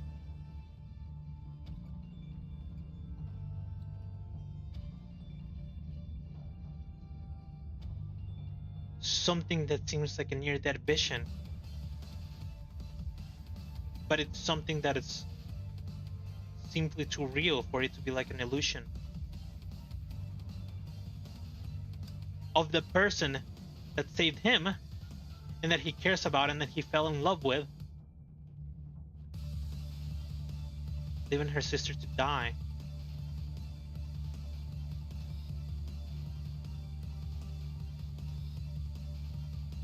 Something alien woke within him. It reached out in its attempts to break free.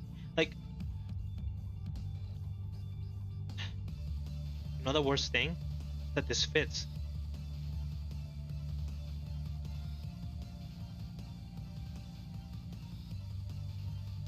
She was running away. It made it seem like she was running away from maybe the fact that all of her like Valkyries had been eliminated, and she was like the only one that was still alive, the only survivor.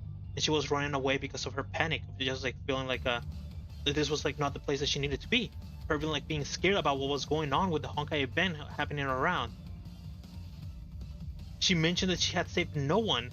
She was saying, "Forgive me, forgive me, forgive me, forgive me, forgive me, forgive me," every single time.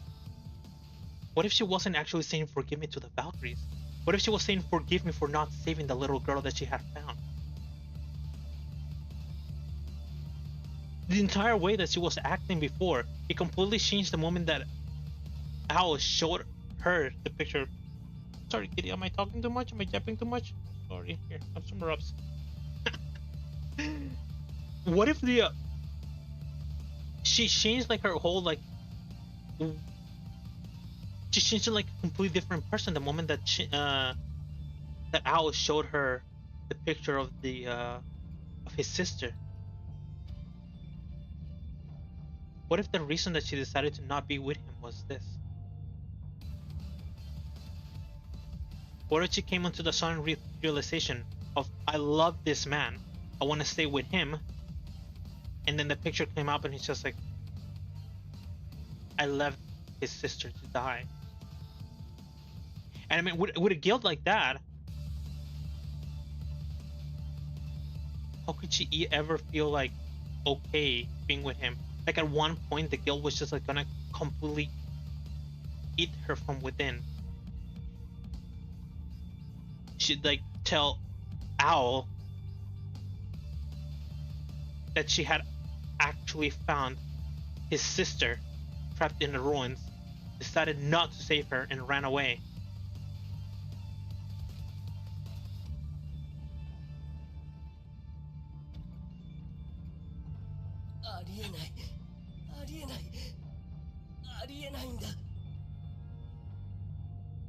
He began to feel afraid. He tried to mend the cracks in his heart, but the fractures only widened.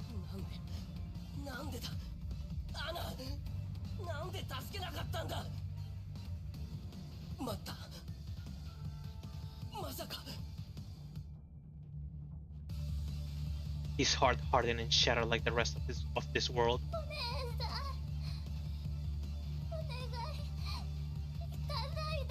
Did he figure it out? Same as me? Could it be that the reason that she didn't want to be with me, that... Hang on. He said it.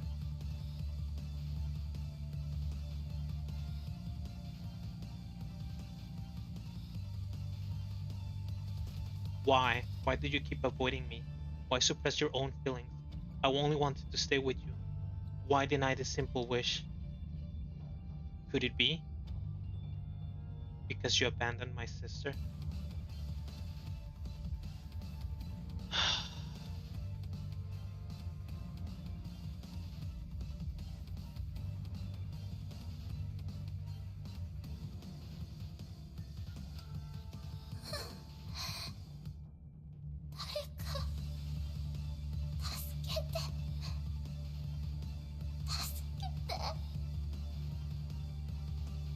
Her voice grew weaker.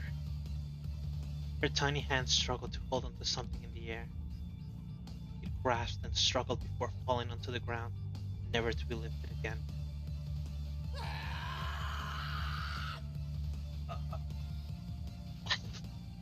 Feel you, Owl. I feel you. His chest erupted as a mass of glowing tendrils erupted from his body. The tendrils then wrapped themselves around Owl, engulfing and dissolving him completely.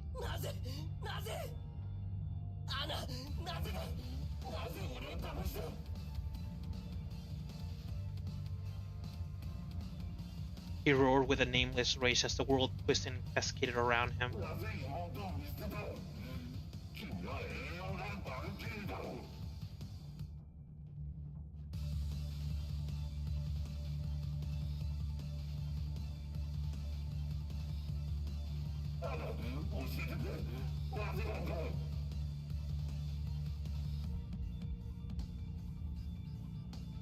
The maelstrom of chaos raged, and the human named Chen Xianwu perished. Isn't this too cruel? Isn't this too insanely cruel? After all the things that had happened, after... Oh god, I'm gonna sneeze again.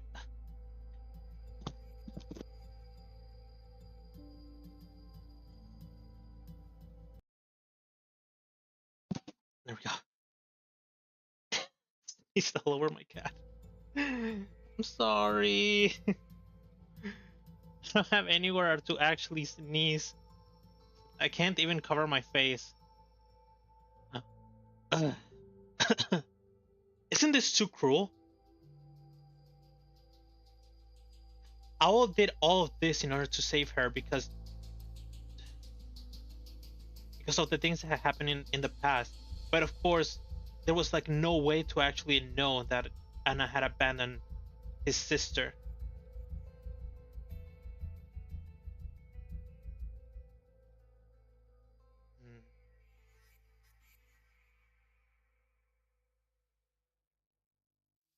I'm thinking, if she abandoned his sister, then why save him? Is it the guilt? Did she feel terrible after not saving that single person, that little kid? She then decided to actually... Is that why she ran away? When she heard the rubble, she ran away. And then she ran back. She was gonna leave him to die as well. But the guilt overpowered her, and she decided to run back and try to at the very least save one person.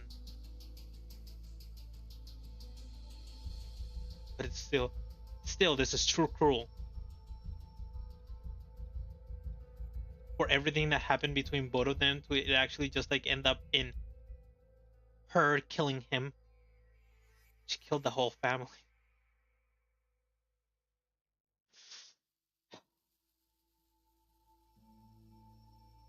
She actually ended up killing the whole family.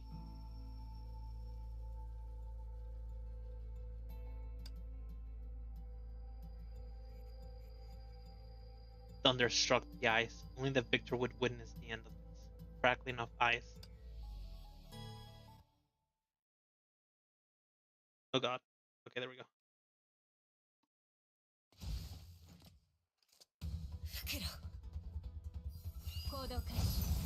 Mei has unleashed her full power to fight the rampant herrscher.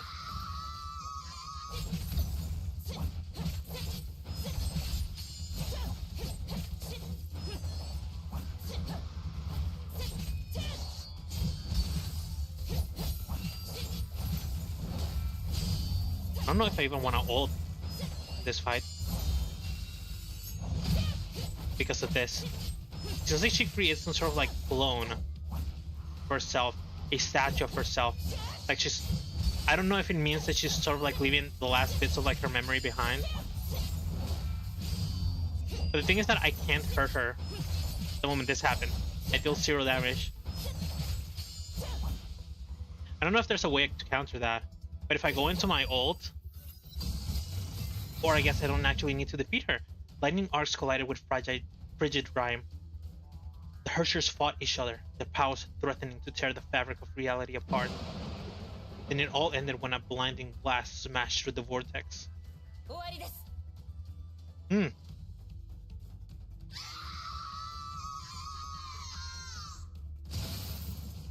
The stricken herrscher gave a scream louder than the thunderous cacophony.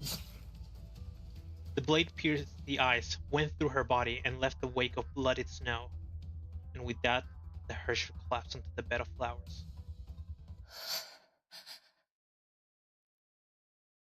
Mei approached the ice herrscher slowly. Her defeated foe remained unmoving. To capture the herrscher, Mei dealt that blow carefully to avoid the enemy's core.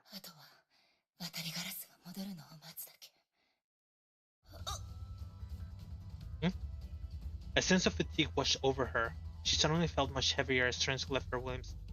She used too much power? Did she feel too weak in order to be able to stop the herrscher?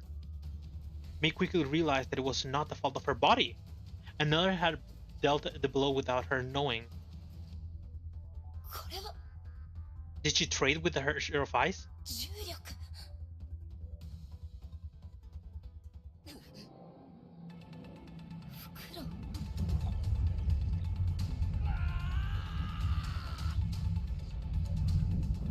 Eh?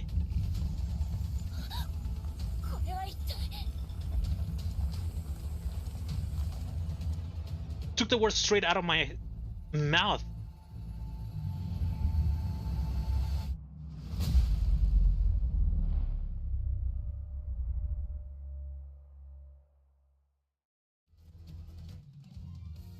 Huh?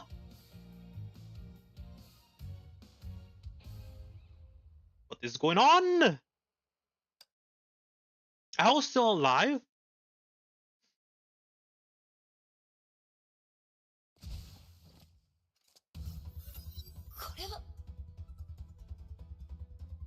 The black sphere erupted in mid-air.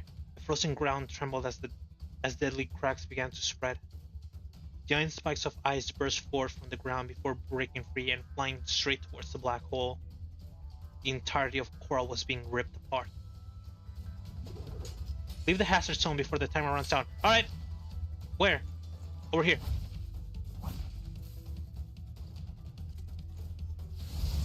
don't care about you guys. Run away. The objective is to run away. Oops. I don't need to combo. I'm out.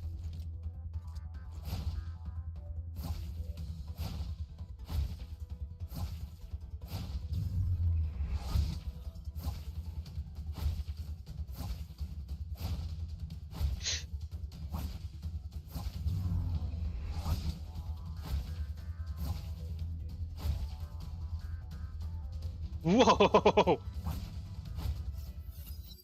I was out of the map.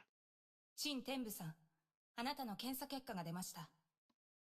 残念ですが、長時間崩壊環境にさらされた影響で、あなたの体は感染されています。And this is before he decided to join World Serpent to actually be able to survive from this. 運が良ければ、2年の猶予。2年。では、俺の妹について何か情報はないか？残念ですが、生存者リストにはいません。捜索は継続しますが、あまり期待できないかと。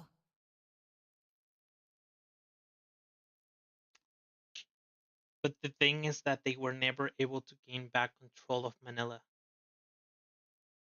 So they were never able to actually find her body. They just left that area to like the Honkai because it never recovered. 陳天武さん、他に質問は？アナは、いや、なんでもない。アナ、知ってるか？あの日から、俺は全てを、俺を支えてくれていた全てのものを失った。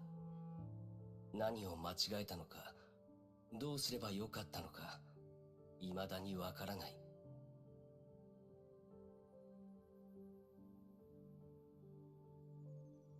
She lost her sister. he lost his future, and he also lost Anna. 何もかもが無意味に感じ、何もかもが遠く感じた。俺は自暴自棄になり、自滅の道を歩んだ。それから絶望は無力、低感、そして心配へと変わり、やがて君を最後の希望と思うようになった。俺たちが再会して、最初からやり直せるよう願った。だから俺は崩壊を調べ、天命を調べ、君に関するあらゆることを調べた。俺は君と再会するためのきっかけを見つけた。Joining World Serpent. ヨルムンガンドに入り、幹部になり、君の行方を掴んだ。いつか君と再会する日を夢見ていた。同時に今の俺は君に会う資格がないのではと恐れていた。俺の体はもう人間ではない。俺の命もそう長くない。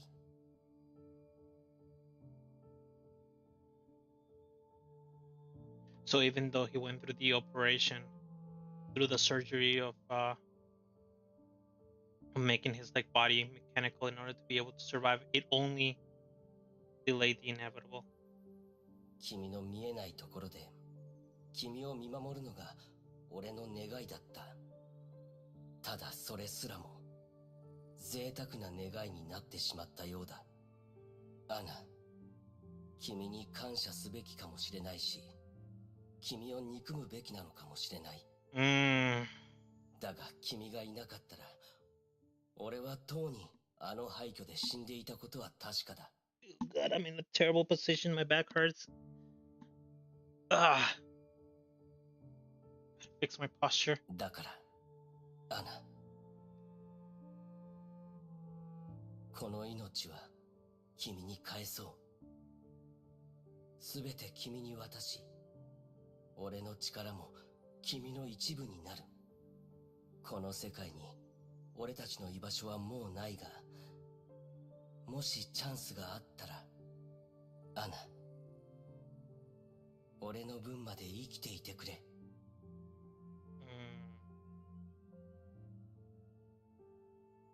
So even though he saw things that happened, he would have ended up dying together with his sister on that day if Anna didn't actually end up saving him. So he still does care about that about her saving his life.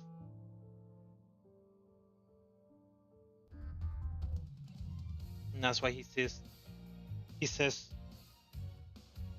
what are you doing, kitty? Wanna go down? A second then. Down you go. What was I saying? Stretch. I'm feeling really lazy. Even though he does care about the fact that that Anna ended up saving his life, and because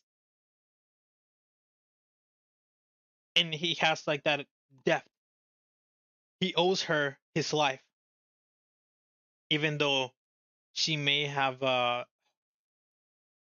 left his sister to die. He's like still like in love with her. He still cares about her, but he doesn't know if he should like thank her for saving him and for meeting him and for giving him like an opportunity, however small, or hate her for the fact of that memory that he ended up seeing before dying and before turning into a herrscher, because he became into a herrscher to course. Gravitic implosion, the name of the stage. So at the end of the day, after all the things that happen, he decides to give her the life, because there's like this idea that I've seen in other like sort of games or like stories, where if you owe someone your life, then it's sort of like that person. What's the word for it? Has like some sort of like quote unquote control over your life. Like if you were to like die to save the person, then it's fine because you're just like giving back the life that they gave you or something of the sort. I've noticed that there's like this sort of like a like trope has appeared like a lot of times in like mangas and animes and things that I've actually watched, even movies. It's like I don't care if I die as long as I'm able to actually save you and give you back for saving me, or something of the sort. I feel like I'm getting lost in like my own words, but yeah. Coral Herrscher research summary. Redacted. The event has spun out of control. The second herrscher appeared in Coral within 5 hours after the birth of the herrscher of ice. This second herrscher has been identified as former World Serpent codenamed Owl. This herrscher's birth triggered a powerful gravitational wave eruption that destroyed 20 square kilometers of urbanized area. We deduce this anomalous gravitational wave was generated by the herrscher itself. Comparative data analysis found similarities between this herrscher and the ninth herrscher of the previous area, the herrscher of Earth. We also decided to adopt this as a provisional code name for the current herrscher. Both the herrscher of Earth and Ice are moving towards central Coral for reasons unknown. We have been losing ground since the birth of the herrscher of Earth. Frontline forces have taken heavy losses and can no longer provide field command with additional intel. The situation is now code red and requires immediate assistance from headquarters. HQ. Reply. Message received. HQ has dispatched reinforcements to Coral. From the descriptions provided, the new herrscher appears to control gravity itself and has little to do with earth, rocks, or minerals. Calling it the herrscher of Earth is quite confusing. Previous era records shouldn't be copied verbatim. HQ has held an official meeting to discuss this matter. A decision has been made to rename it as the Herrscher of Stars. Reply. Message received. All future correspondence shall refer to this entity as Herrscher of Stars.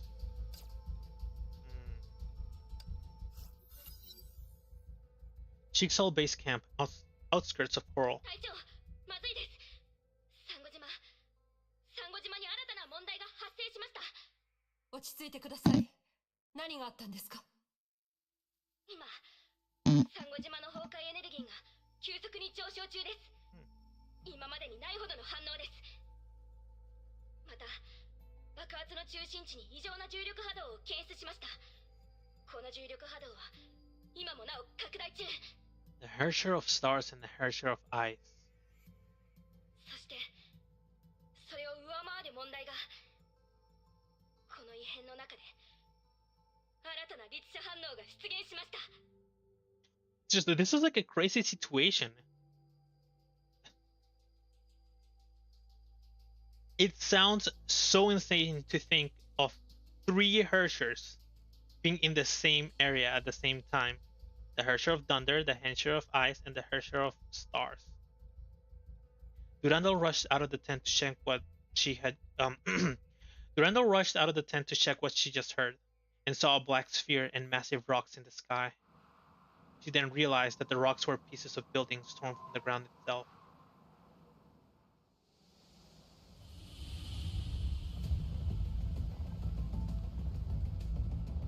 Hmm.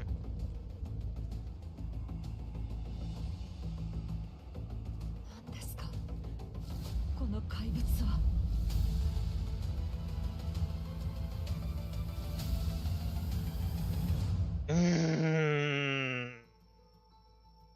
And that is the result of the fusion of the Herrscher of Stars and the Herrscher of Ice. As Owl gives his own life and his own like consciousness to keep Anna alive, even if she ends up becoming an enemy of the world. Star of Cataclysm. And then it emerged as the Star of Cataclysm, the vilest manifestation of Honkai.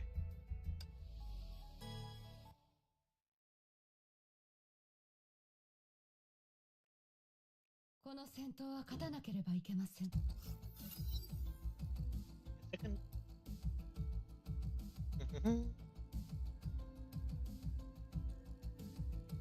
Gotta check something real quick.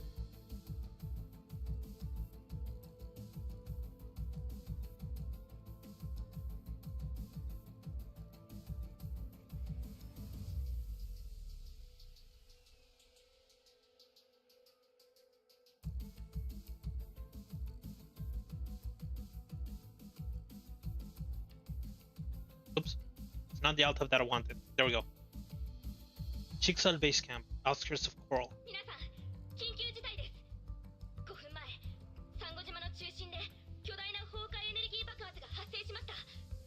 I wonder if this has ever happened in the previous era.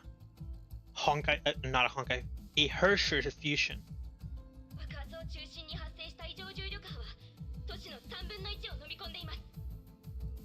Wouldn't it be also correct to think of this being like the second herrscher fusion that happens in the story of like the current era? Because Sirin is practically a herrscher fusion herself. She's the herrscher of the void, but she fuses with the power of the herrscher of fire, the herrscher of death, the herrscher of wind, and the herrscher of thunder. As well as when she ends up taking the powers of wealth and gets the power of the herrscher of reason.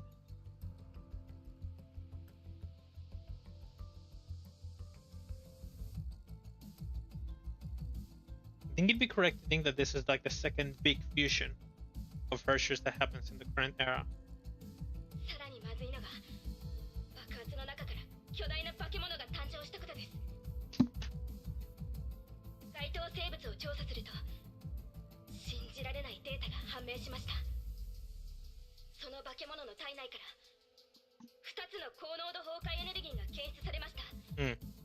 I like her design.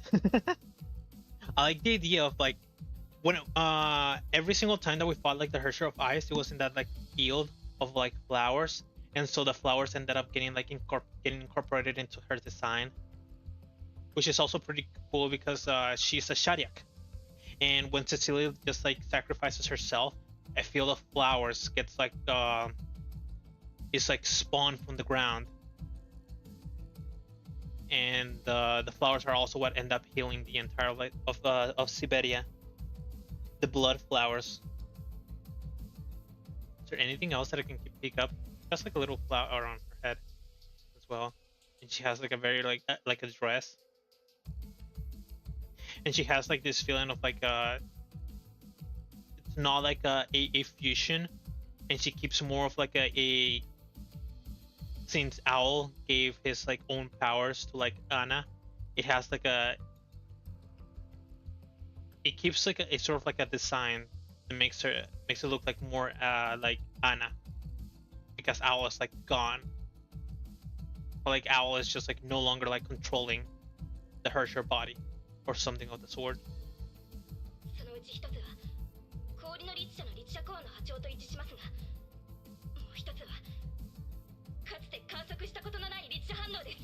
The herrscher of stars.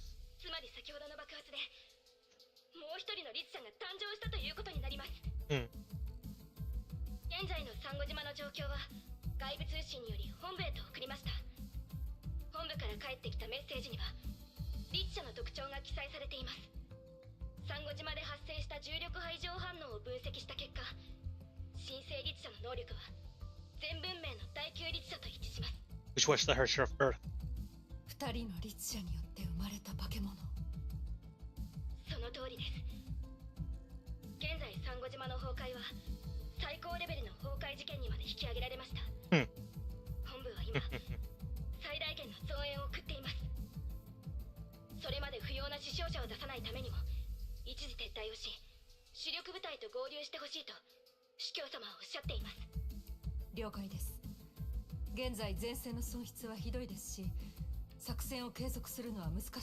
Is Otto really gonna plan to actually throw a big main force towards the herrscher, or is he planning to just like withdraw everyone and then, you know, nuke it with the Honkai Fisher missiles? I think they're called.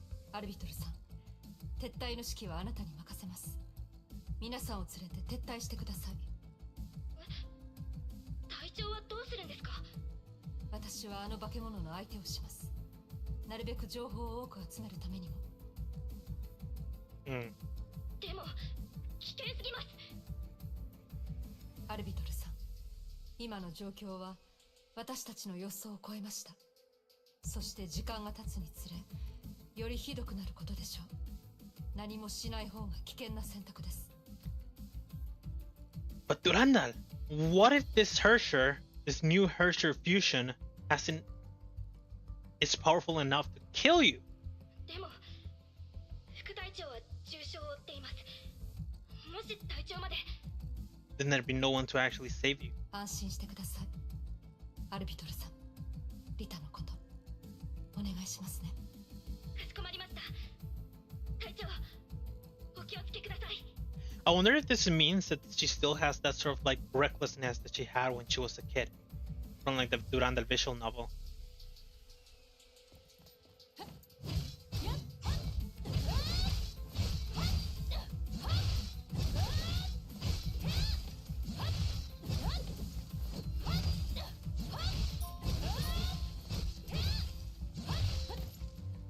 I'll just wait for one of them to attack me, because it does like way more damage than me just like slowly stabbing them.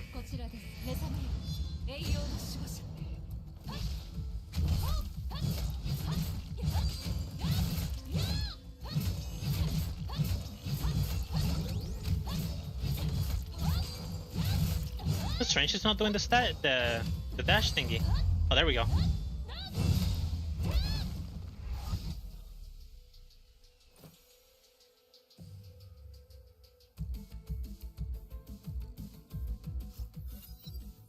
Meanwhile, downtown Coral, Mei stood in the streets and gazed upon the broken skies. Chunks of concrete ripped up from the ground orbited the remains of the galactic stairway. I don't think she did anything wrong. She actually ended up, well, not killing, but restraining the herrscher of Ice. She landed softly beside her. 経緯は天命の通信を聞いて知った。理由も大体察しがつく。さあ、お前の欲しかったものだ。Also, another thing that I'm like really curious, it's just like, what is dictating the birth of like a herrscher? Because it seems like an amazing coincidence. Like before, both Otto and Kevin knew that a new herrscher was going to be born, and suddenly the herrscher of Ice is born, and that's how this whole like chapter, like this whole like arc comes into place. But then what dictated the Honkai to create another herrscher? And not only that, but creating it right next to the herrscher that was born not too long ago, the herrscher of Ice. Raven held a small box with black and gold stripes encrusted in a layer of frost. 計画は変化に追いついていない。黄泉の杖は手に入れたが、この状況でまだ役に立つかどうかはわからないな。それで作戦は？ If it can still work, of course. Mei took the scepters of Duat from Raven. She thought about Owl, his betrayal, his escape, the pursuit, and everything else that happened since then. Mei gave a slight frown as the scepters crackled slightly before giving off a red glow. やはりか。黄泉の杖の原理は特殊な電磁場を利用して律者コアと虚数空間のつながりに干渉すること。Well, damn, I guess electricity is just OP in this world. ジャッカラは説明しなかったけど、私はその力を身に受けたから、その電磁波長をはっきりと覚えてる。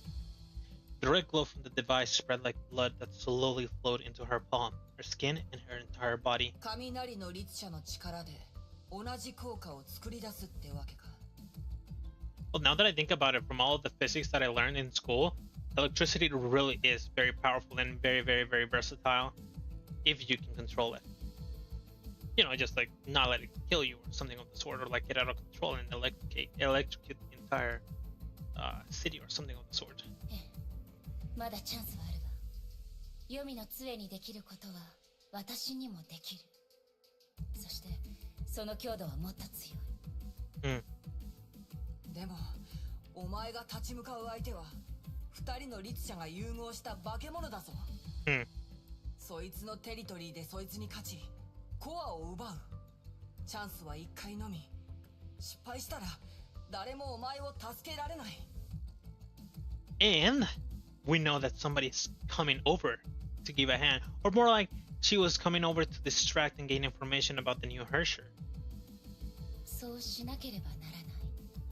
何があろうとも解けてみせる。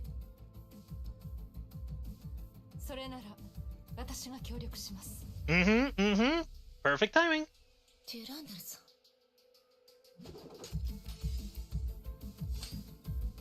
Impeccable timing from Durandal. The star of Cataclysm. Teddy is very cute. それなら私が協力します。デュランダルさん。今、I still have something in my left eye. 通常崩壊の2倍です。しかもまだ上昇しています。The Honkai intensity scroll is now twice that of an eruption event. The numbers are still rising as we speak. Does it mean that this is like way higher than the second eruption from Sitting? Or the eruption from like chapter 9? あの化け物の力はまだまだ強くなります。残された時間はそう多くありません。デュランダルさん、コアの位置に近づくのを手伝ってください。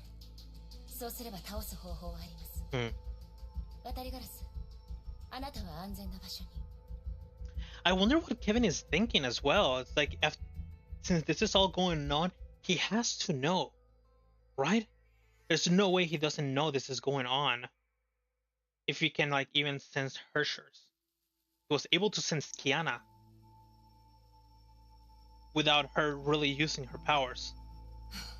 悔しいが、今の私では何の役にも立たないからな。That's fair, Raven. とにかく健闘を祈る。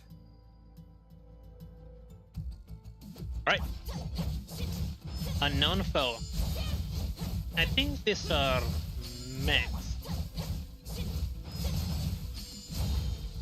行きましょう。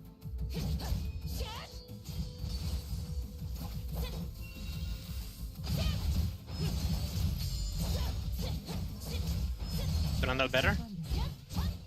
Not really, no. Oops, missed the attack. Right, I remember. I can actually QTE into Mei. Oh, I missed. I can QTE into Mei by just blowing enemies airborne.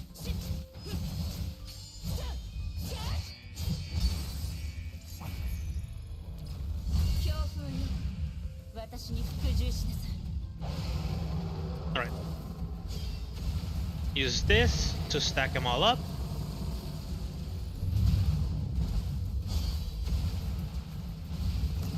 I can't hit it. I think that was pretty good. Just stack the enemies up, use the laser attack from the dragon, and then right before it ends, use the dash attack in order to increase the damage, and then do the finisher. It might be a good rotation for the Herrscher of Thunder. Snow, pure as blooming flowers, yet dark like the deepest space, wafted at the foot of the galactic stairway. The Herrscher was silent as though it was a puppet caged in a nascent bud.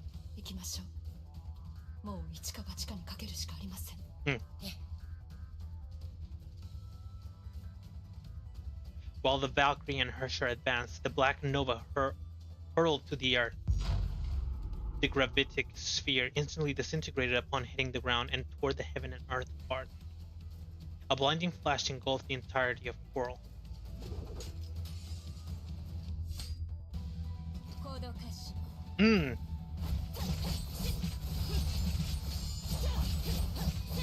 The Herrscher is asleep like an aspen bud, as they mentioned.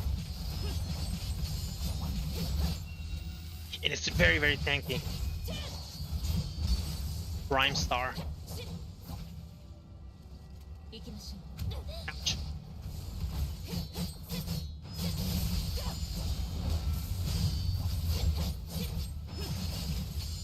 hang on. System settings.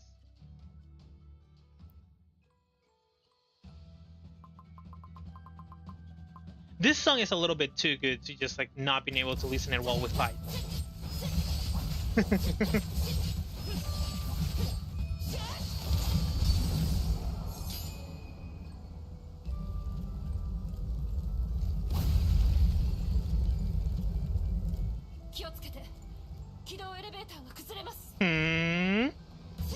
Attack the crystals and send them back to the herrscher.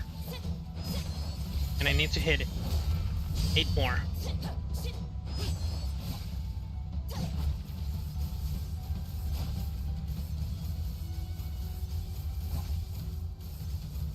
Oh, here it is.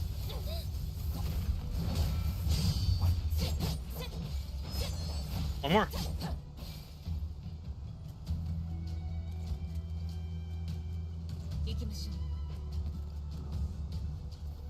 So, oh, Rhyme Lantern, a new enemy. So basically, what the herrscher of the herrscher did, or what Rhymestar did, since it's getting called Rhymestar now, was basically create some sort of like a circular area, a sphere, where it's like using its gravity powers to like make everything float. He's using the he's just using the gravity powers in order to make everything float. And it's just that they were born right next to the space elevator, so that's why we're in this area that's the space elevator. But everything below us is supposed to be like the city of Coral. And here's the true form. I really like his design.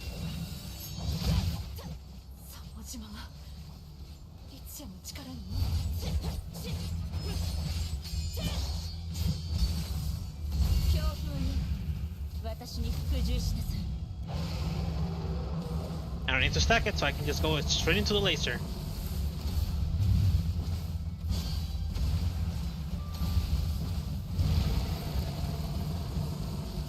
Right, now dodge, increase attack, finisher.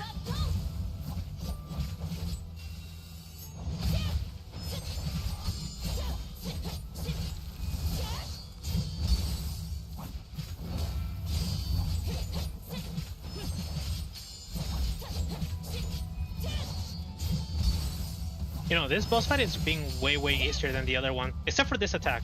I can't time it correctly, or I guess I can time it correctly now. But it's like, its timing is a little bit deceptive. Watch out for the patrolling claws in the air. Capture Valkyries will be sealed. Alright. So just dodge everything that is on the screen. Objective, survive.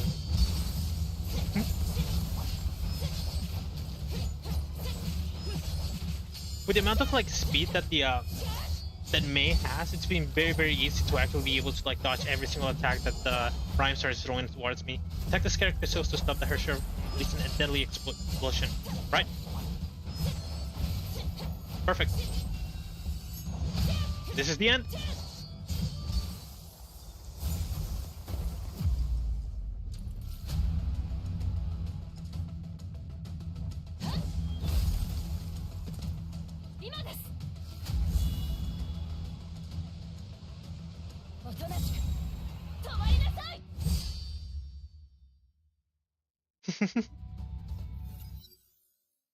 You can tell that they really like their little like animations that they started doing with like the 3D characters, because they've been throwing them out more and more. It's like their new thing that they ended up creating, and then they're starting to like they're starting to apply. No, they're just trying to like use it a lot more.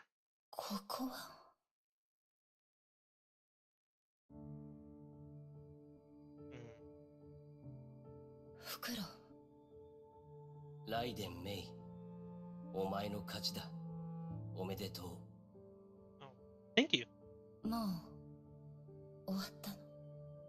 ああ、終わったんだ。It's actually been quite calm about the fact that they lost. More than anything, I'm surprised that he still has like his own like persona.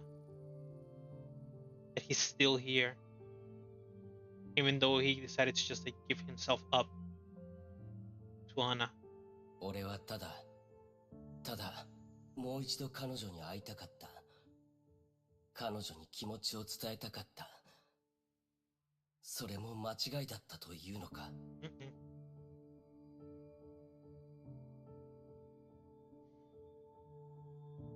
わからない。私もまだその答えを探してる。そうか。お前が俺たちみたいにならないといいな。ごめんなさい。I like the fact that Mei is very, very conscious about the parallels in their stories. なぜ謝る？俺たちは律者。倒さねばならない怪物だ。お前はただお前のするべきことをしたまでだ。But not all herschers are monsters. Who knows why only both of them ended up becoming into monsters right from straight from the bat. Sidin wasn't a monster from the start, and she only like her monstrous acts were only born because of all the things that had happened before her, she actually became a herrscher, and she took them as a way of like vengeance against the world. And I guess she was being like sort of like baited or like pushed to actually do those acts by the like Honkai boys that she could hear for like some reason. Like I remember those like little like enemies that fly. There was like the little one that actually approached Sidin and was like giving her like instructions of things that she had to do. And there's also like that god figure that for some reason can get separated from the herrschers. And was separated by Fukua's big blade attack. もうどうでもいいんだ。運命が俺とアナにいたずらをしただけ。They just wouldn't let them be together. もしかしたら俺の感情も俺が律者になった時に消えたのかもしれないな。もう悲しみを感じないんだ。さあ来い。The blade fell. All went silent. 疲れた。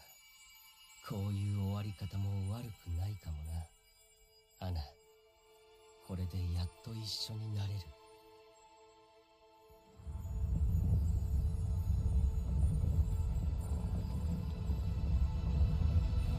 We just wanted to be together, man. It just ain't fair. It ain't fair.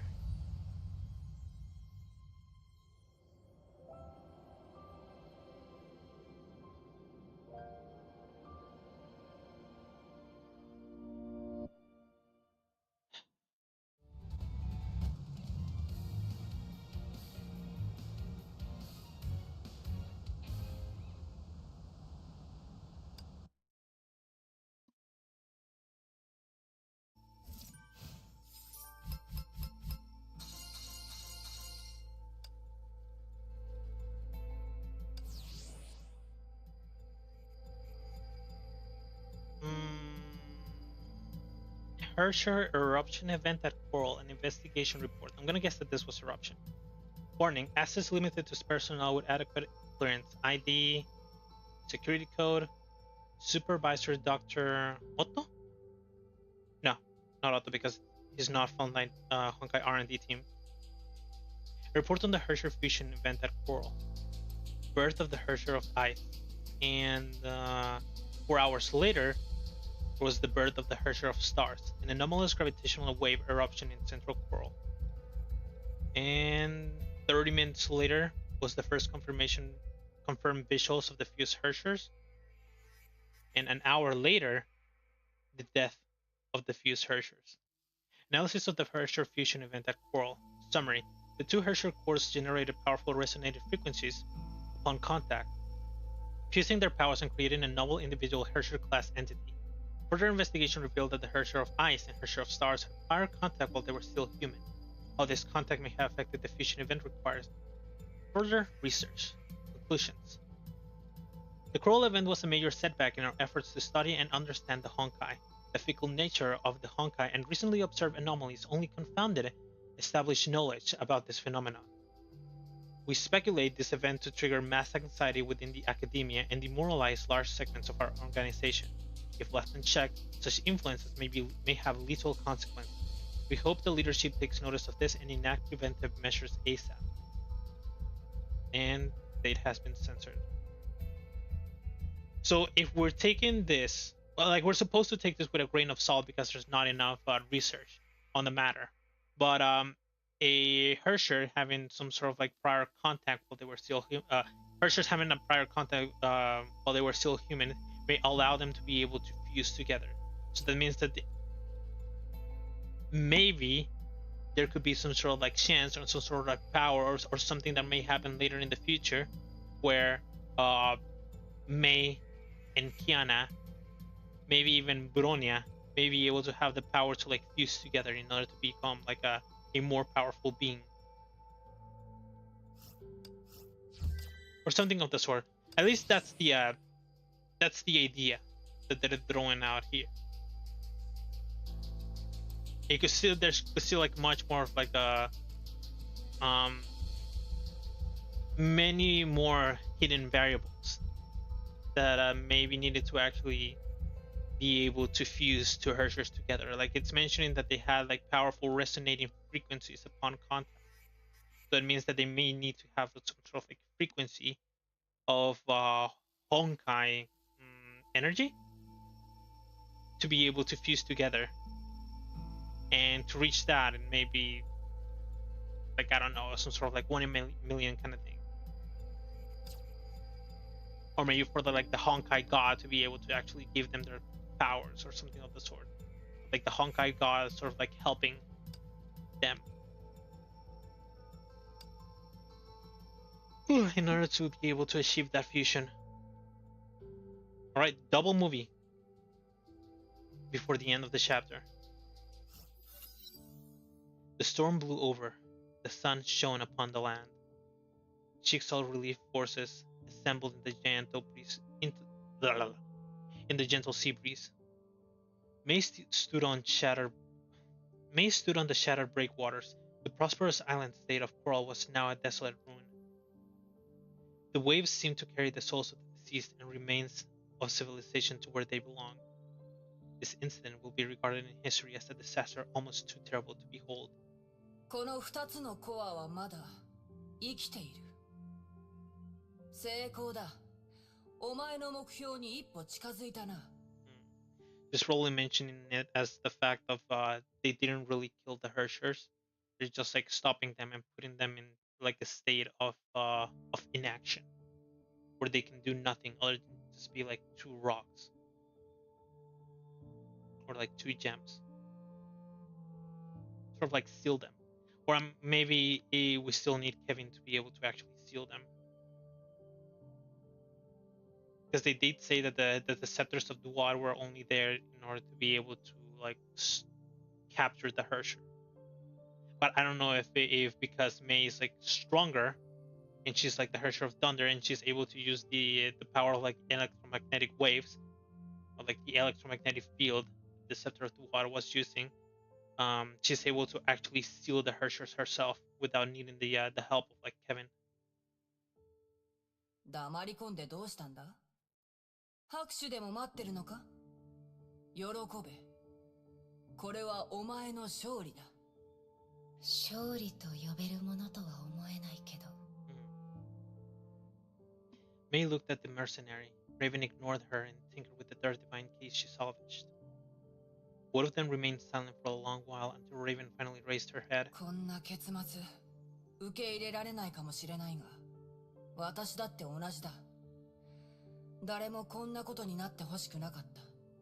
Yeah, it really was like a lot of like crazy events happening one after the other.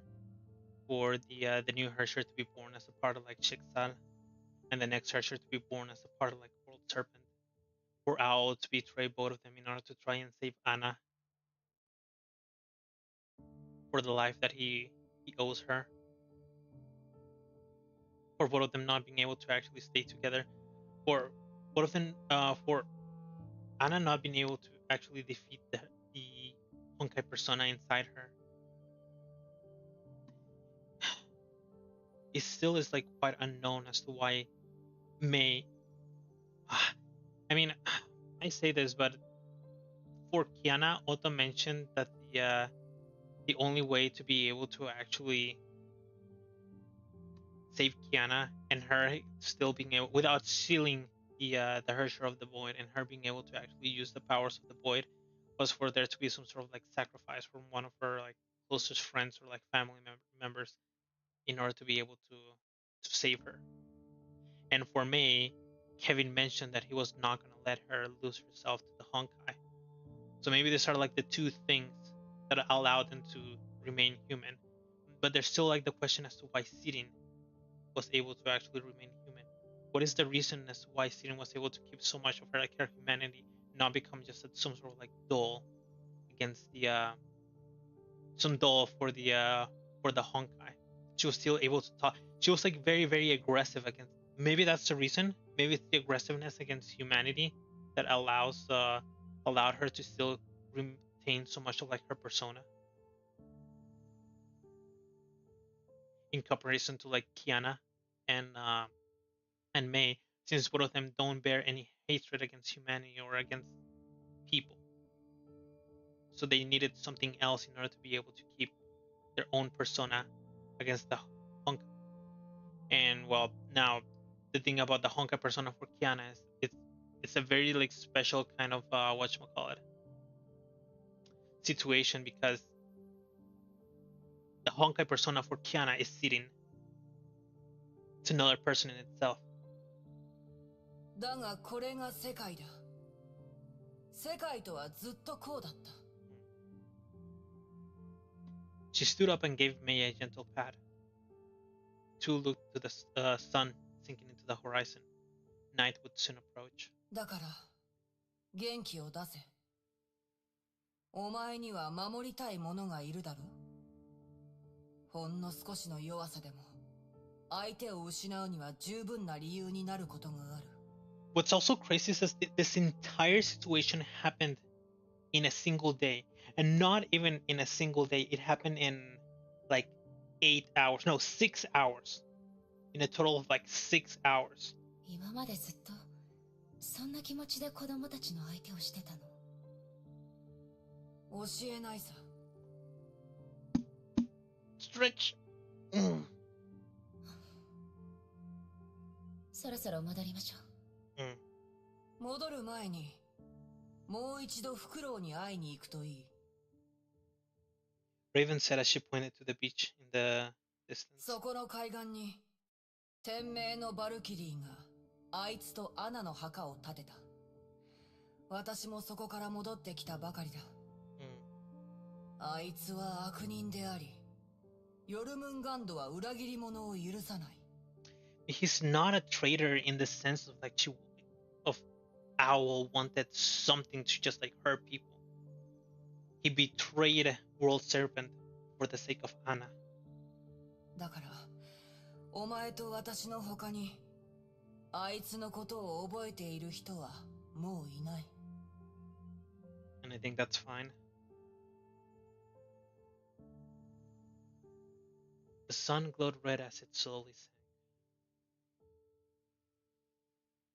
For a very, very, very short second at the start, I'm able to actually see this without it getting affected by like the bitrate. And I believe it does say Anna Shadiak, and Shen. Yeah, there it is. It does actually say both of their name. It's not Anna Shadiak and Owl. It's both of their real names.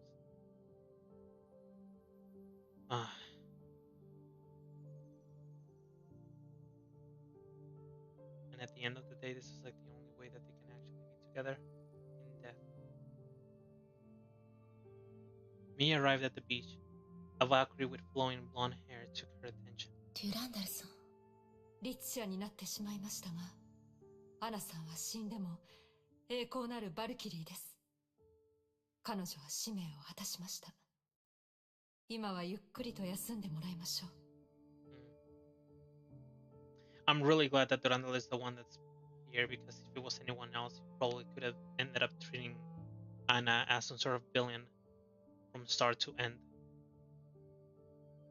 But with this whole deal with like the herrschers, you can't really like fault them.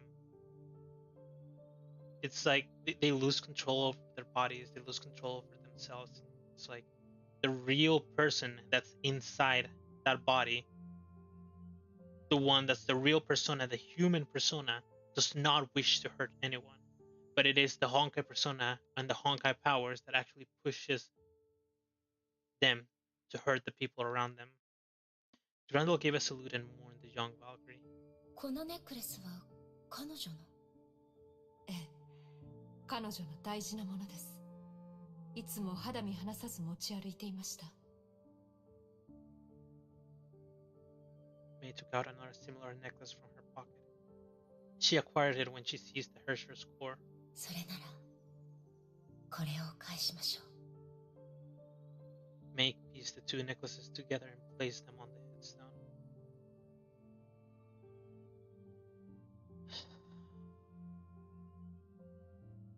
Just wanted to be together, man. Both of them just wanted to be together. They never left each other's mind. They always thought of each other. There's no way that Anna actually hated or wanted to be away from like Ao or Shen. She didn't she gave him her most precious treasure, and even though she had this memory of abandoning his sister, Shen's sister, she still maintained her piece of the necklace. Because she could have very easily abandoned it, because it would bring her the memory of abandoning that little girl in that one place in Manila. But she didn't. She never did. She wore it all the time. It was very dear to her. It seemed like a beacon of seemed like a beacon lighting the way for those caught in a world between life and death. Mei gazed upon the headstone silently, while Durandal turned around and left. The two parted ways as the sun shone for the last time on that day. A letter from Anna. To Durandal, to Bianca. I hope this finds you well. I've joined the Snow Lotus Squad in the Philippines and have been staying at the Manila garrison since then. This place is really warm and wet. I wasn't used to it at first, but I guess time does change things. This place, its people, and the culture are really different compared to what I experienced in Europe. I really hope I can invite you here. Though I haven't seen you for a while, I've been hearing about all your deeds and valor through the Schicksal broadcast. I'm really impressed with how you remain so dedicated to your goal. I've always remembered you as the rising star back in our time at the HQ.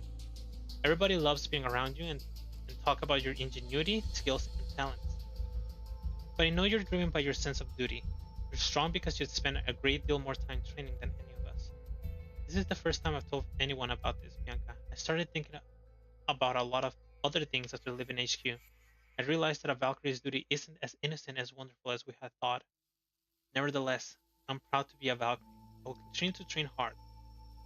One day will come when I'm just as good as you are. And we'll be able to fight side by side. Oops, sorry, that actually sounded more like a challenge. Please pay no mind to that. I'm not really good at expressing myself. Just know that I'm always your biggest fan. Luck and Godspeed. Please also send my regards to Rita as well. I sent a small gift for her upcoming birthday. I pray she likes it. Anna Sharia, February 27, 2015. When did this happen? Oh. What is it? There's a date somewhere. No, this is Manila.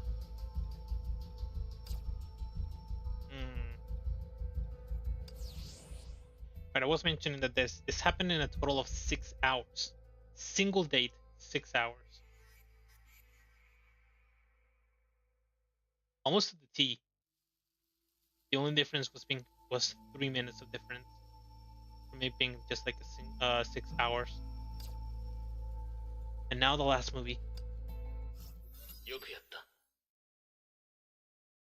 This was the only response from the sire of the World Serpent after the debriefing. 戻ってくるといい。教えてほしい。私が律者の力でコアを制圧し、奪い取ることも、あなたの想定内だったの。それは君自身が出した答えだよ。私が失敗したら、どういう結果になったか考えなかったの。君ならやれるさ。説明して。He was silent for only a brief moment.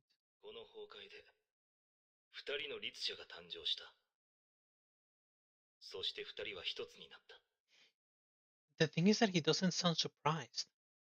一人の律者がもう一人の律者のコアを飲み込み、より強い個体になった。君がしたのは、同じことさ。政府の律者の力を。You did something similar to consuming the core of another and becoming a far stronger entity.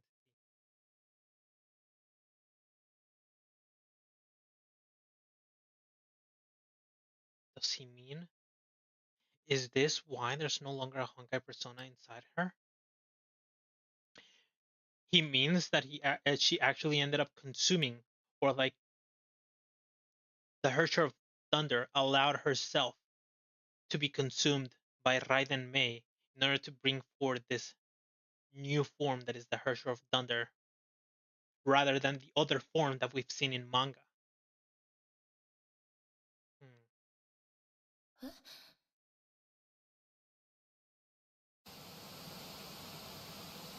どうした？通信が切れた。これはジャミングじゃない。何かしらのトラブル。Trouble. Difference than what you said. 基地で何かが起こってるわ。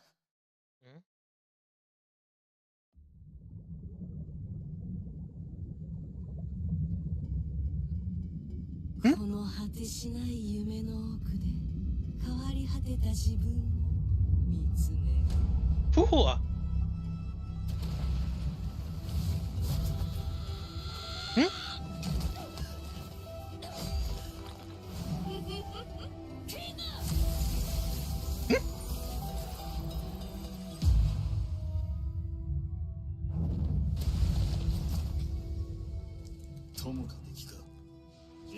God, you're so cool. God, Kevin, you're so cool. いろいろあった過去、結果は失敗のみ。守りたい人も皆消えてしまいました。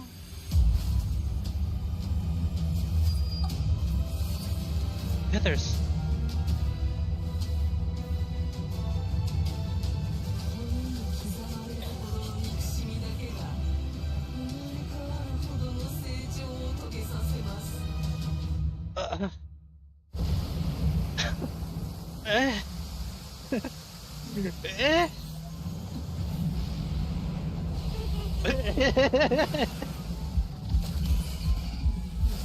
That's like the coolest fucking thing ever.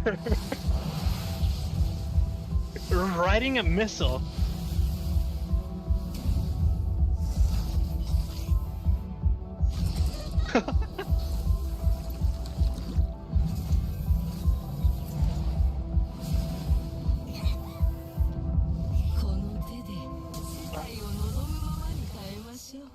I need a pause.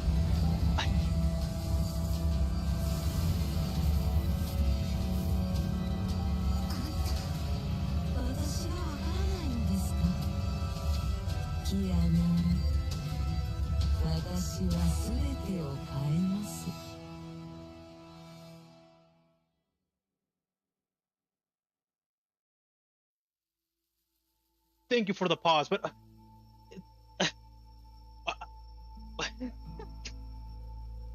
all right, calm down.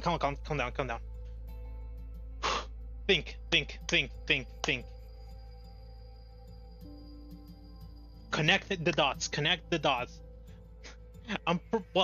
It's not. I'm pretty sure. Like, I'm sure you guys probably didn't notice this, but the entire time I had like my hands in front of me, and I just kept moving them like side by side because I just couldn't. What is going on? This isn't the normal way that they actually show movies. This isn't a movie of the chapter that we just played. This feels like something else. And not only that, the last time that we saw Fuhua was when she was, whatchamacallit, when she was defending Kiana, when she sacrificed herself and got herself sealed inside of like a feather by Kevin.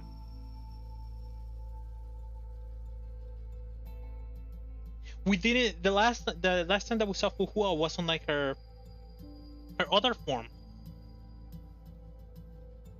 her bird phoenix form.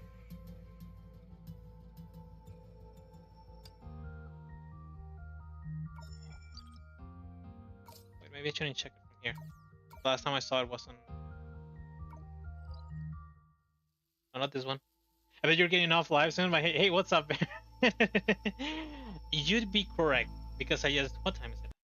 Oh yeah, it's actually the perfect time. It's like 30 minutes before the usual time that I actually stop. How's it going, Aaron? It's been a while since I saw you. I thought you didn't want to talk to me anymore.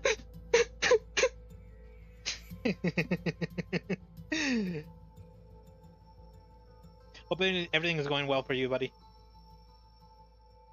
And that you've had a good rest in this last couple of days. They haven't had like stay up in order to like watch me for some random reason, bro. So this definitely, so the thing from the trailer pretty much happens after this entire chapter, because Durandal is in a Schicksal base. She's not currently in she doesn't show up as being in Manila. And for some reason, Fuhua is attacking everyone. Bad news?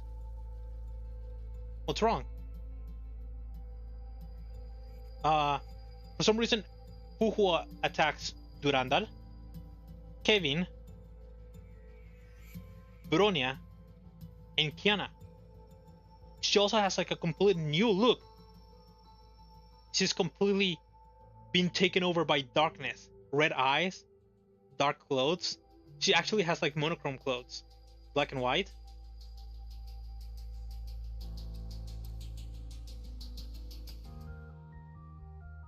Taishan Dream. And of course, hey, this is her current look. And this was the look that she had the last time that we saw her.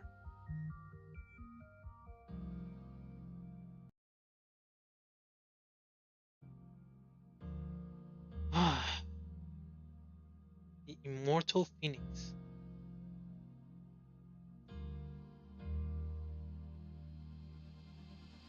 I can't just like wrap my head around what happened. She's evil. Now, I don't know about your question. I did stay up for stream since I was bored, but passed out. Well. I mean, if you passed out, that can only mean that you were tired, right? So that's good. In the end, that's good. I'm happy that you actually got rest. You know, you're not supposed to actually stay up for just a random stream and just like completely screw up your sleeping schedule or anything that has to do with like sleep or your rest. That's not good for your health. That's the said the boomer.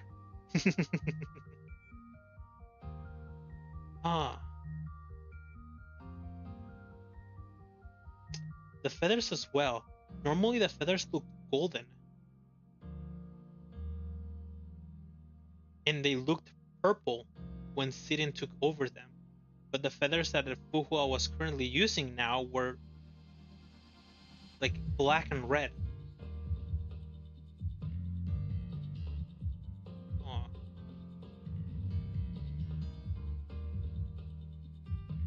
Yeah, I'm almost there. Almost at the halfway point. if I can complete this full arc because it ends on 22, I'd be. Oh wait, no. I just need to complete the next one. If I complete this one, chapter 21, I'd be at the halfway point of part 1 for Honkai, which I'm pretty happy about. I'm finally gonna be able to actually reach the halfway point. And how many streams have I done? 10 streams getting to the halfway point. That's pretty good. I think that's pretty good. Pretty close. Sorry, pretty close to actually getting to the part 2. Happy, happy, happy. Well, Aaron, I know that you just came here, but yeah, you are correct. I am very, very close to actually ending the stream, and I did just complete the chapter, and I'm hungry, so you know what that means. It's time to eat. It's time to consume your food. I still don't know what your time zone is. I can't remember if you mentioned it before, but if you're like in a different yeah, I know. You're late and you completely abandoned me. I thought that I was never gonna be able to actually see you again.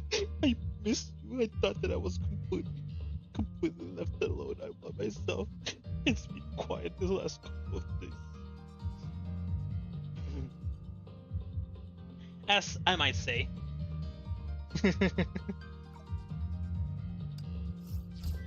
I hope that at the very least your days have been going well, Aaron. That you had a bunch of like rest, that you've been able to actually farm grind on Fortnite, that you've been able to actually farm for your Ella because you said that you hadn't farmed her artifacts, if I remember correctly. Your streaming time is perfectly fine. I passed out at 10 a.m. Oh, I see. You're just bad with mornings, aren't you? You're not really good with mornings. And I mean, I'm the same. I'm really like forcing myself in order to be able to actually start the stream. That's why I sometimes even push it back. Actually, today I started pretty kind of late because I was being really, really lazy. I like got up and I turned on my phone and then I started like going through Twitter. And I was like that for like what, 20 minutes? And then I needed to do like all my daily stuff. Like I needed to like take the trash can back in because today was like the trash takeout day. Needed to clean my kitty's litter, go to the toilet, and make some drink. Sometimes I leave a I prepared my drink like a night before, you know, so that whenever I wake up I already have it like ready. And it doesn't make it taste like bad or anything of the sort. It's just like tea. It's nothing special.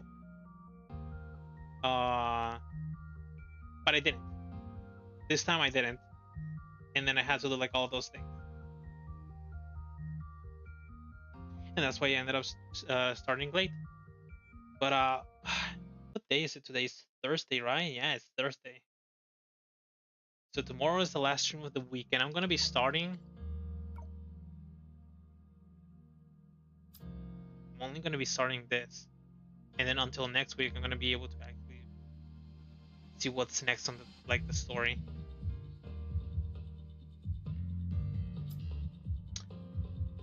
So this like sort of like arc of the chapters was sort of like interesting because it sort of like breaks out from like the norm of something that's going on with the main characters or not having this sort of like focus with the main characters. Now it decided to actually have more of a focus on like the side characters, and I think the entire deal about this was just like showing some sort of like, or like making Mei have some sort of like growth in terms of like the fact that before whenever she was doing like a lot of the things for like Kiana, she was being like very, very selfish, and she didn't think about anything that was going on around her. Like if I remember correctly, in either in this chapter or like in this chapter, there was a stage where there was like a talk where Mei was getting sort of like mad, or like she couldn't believe the fact that both Einstein and Tesla were talking about the fact of like sealing Kiana instead of like some sort of like containment, and Kiana wanted to like stay away from everybody because Mei wanted her to be too close to anyone, even though that would be very, very dangerous in case of Kiana losing control over herself and then killing everybody around her. And here we have like this sort of like parallel story of Al taking the role of like Mei, and Anna sort of like taking the role of like Kiana in this story of Anna sort of like losing. She actually, instead of like Kiana didn't lose herself 100% to the Honkai. Only in chapter 9 she ended up losing herself. But in this like story, Anna completely like loses herself. She's having like a very very tough time keeping herself in check and keeping herself in control, to the point that whenever she begins to turn into like the herrscher, she actually ends up attacking her teammates and killing her own like squad. And later on, she like sort of like calms down and she has like more control of her power, where she can hurt people and she doesn't end up killing them. And also to the point where whenever she's like using her power, she like controls herself in order to not end up hurting Owl. Maybe she just call him Chen in order to like not hurt Chen. But this could have very very easily been the actual like story that could have ended up happening with Kiana and Mei. And we see like this sort of like maybe this like parallel universe kind of thing that could have happened, because I do know that in Honkai Gakuen, Kiana does become a herrscher, a full-blown herrscher, and kills the whole cast. And then it sort of like goes into like some sort of like reset time or something like that. I'm still not really like sure of what happens, because sort of it says that they go into like some sort of like special space or something of the sort, where there's like a new character that becomes like the main character, Kyusho. I believe her name is Kyusho, and she becomes like the heroine.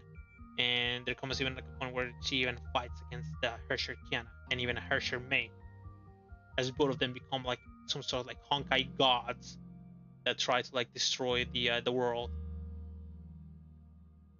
But I still don't really see the connection between both of those. I'm just picking like crumbs here and there from like Honkai Gakuen. Really wish I could play it, but because I'm playing some other things in the meantime, like playing this game, I'm not really like pushing forward into like actually learning much about the story of that game, because I'll get distracted and I'll start losing information about this game, and that's not what I want. Talking about information, good thing I remembered, I gotta check what manga I need to read. I need to read 3 manga: The Divine Key, Springfest, and The Blade of Imperium. Alright, I'll make sure to actually read all of those later on and see if I need to actually check out something else. I think my friend once told me that I was really close to needing to read the what is it called? 7 Blades? I can't remember what it's called. The last visual novel that I need to read. So I gotta check up on that as well. I think I'll ask him today if I need to actually read it sometime soon. Might need it before this chapter. Might need it before this, or I might need it before one of these. And since the weekend's coming, I might have like the perfect timing in order to be able to read it. Since I already took the entirety of yesterday to read the Durandal visual novel, which was a lot of fun. I like Chikureki. I like a lot of like themes that they sort of like threw out. I also like that Durandal ended up like quote unquote falling in love with like a character, just being like a normal girl. Ooh, right. I also end up learning who Ragna is. She shows up quite a bit here and there. Her name. I even think there's like a CG somewhere early in the game where it shows Ragna's tomb. So it's nice to actually finally be able to know who the hell she is. Pretty happy about that. What else happened in the Durandal visual novel? Like a lot of the characters, like I'm still pretty surprised that the sort of like the main character or like the main side character is Shakespeare. And Shakespeare is a red-headed girl. Pretty nice look. I'm pretty curious that they decided to actually make Shakespeare like that. And that was a lot of fun. Oh right, Schrödinger also shows up in that manga, in that like visual novel. So if I ever like read it before chapter 9, would have actually learned that Schrödinger is just like, oh no, not chapter 9. I think it was chapter 10 or chapter 11 or chapter 12. One of those in that arc that Schrodinger actually shows up to help like Albert Einstein, would have actually known that she was like still alive, even though she kind of like destroyed her physical body in some way, shape, or form. She's like living in like bubble universes, sort of like being a bubble universe traveler kind of thing. Who else is there? There's like Shigure Kira. I was pretty surprised that Shigure Kira was there because I thought that the only ones that were sent to like that mission from like Jigsaw were supposed to be both Durandal and Rita. Just Durandal and Rita, yeah. And everybody else that we would have met there would just be like side characters. Anyways, I'm starting with my Japan once again. It's just like, Aaron, you're like really on point when you mentioned that it really isn't a Kabu strip without me japping, but I just love japping so much. I wish I had more to like jap about. I mean, you know, Genshin is an open world game, and I'm gonna be doing a lot of like exploring and stuff like that. So I think that's gonna be like the perfect game for like japping. As like I'm running around, I'm gonna just start talking, and I'm not gonna shut the hell up. I'm actually pretty happy about it. I'm pretty excited. I'm getting more and more excited about getting into Genshin Impact the more that I think about it. Because for some reason, I've sort of like got into the mood of playing like a loot game. Looting with double O, not with EW. But my accent is pretty bad with this sort of like words. Just as it's pretty bad when I actually try to say tree or three. I have a really tough time in trying to actually make it so that so the word is like pronounced correctly. I'm really like in the mood for like some sort of like looting kind of game where there's like because I'm really addicted to just like finding loot in different in the game, in sort of like open worlds or any game that actually has loot. Because the other day I actually watched another streamer play like Borderlands 2, and they were playing some sort of like roguelike mode for Borderlands 2, and I found it like super fun. Because I remember that Borderlands 2 was one of my favorite games. It's just like the bad thing about that game is that those kind of games are usually way better when you're playing them with friends. But I didn't have like any friends that actually liked looter shooters kind of games, or like sort of like RPG kind of games. And I'm also the kind of person that likes to like 100% them, or not 100% them, but do like as much as I can do that's within my sight, or like that's in front of like my face. The reason that I don't like 100% is because sometimes there's like a lot of games that have a lot of hidden collectibles that are very difficult to actually find, or very difficult or very annoying to just like go back and find them. And I really hate to just like take that like extra time, because of the time when you're just trying to just like go back and you feel like forced to go back to get like that 100%, it starts feeling like a chore. And if it starts feeling like a chore, then it starts taking away from like the fun of the game. So I think it's better to just like do the things that I have like in front of me, and do them like slowly and calmly, and not feel myself like forced to do them, in order to continue having this like sort of like this sort of like good feeling of the game. Just keep enjoying the game. I checked, and in February I got 10,000 gems worth of exploration and 20,000 total. It's about 115, 120, which is a bit over a 5-star. Genshin doesn't have those. The only collectibles they have are Oculus, and you can use the interactive map for that. Yeah, I remember that you mentioned that. I still have that plan where I'm gonna try to do as much exploration as possible that I can do by myself. Just like running around and just like combing through like the map in like the sort of like way that I usually do it for like this like open world games that I like to play. All right, this is probably gonna be like the thing that is gonna affect my Genshin stream the most.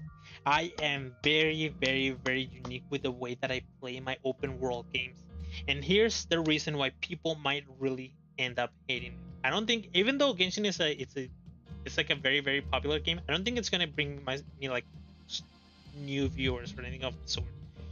You're still gonna be my little like special little viewer, Aaron. I assure you that. And that is because on open world games, when I'm doing my first round of explorations, I never fast travel.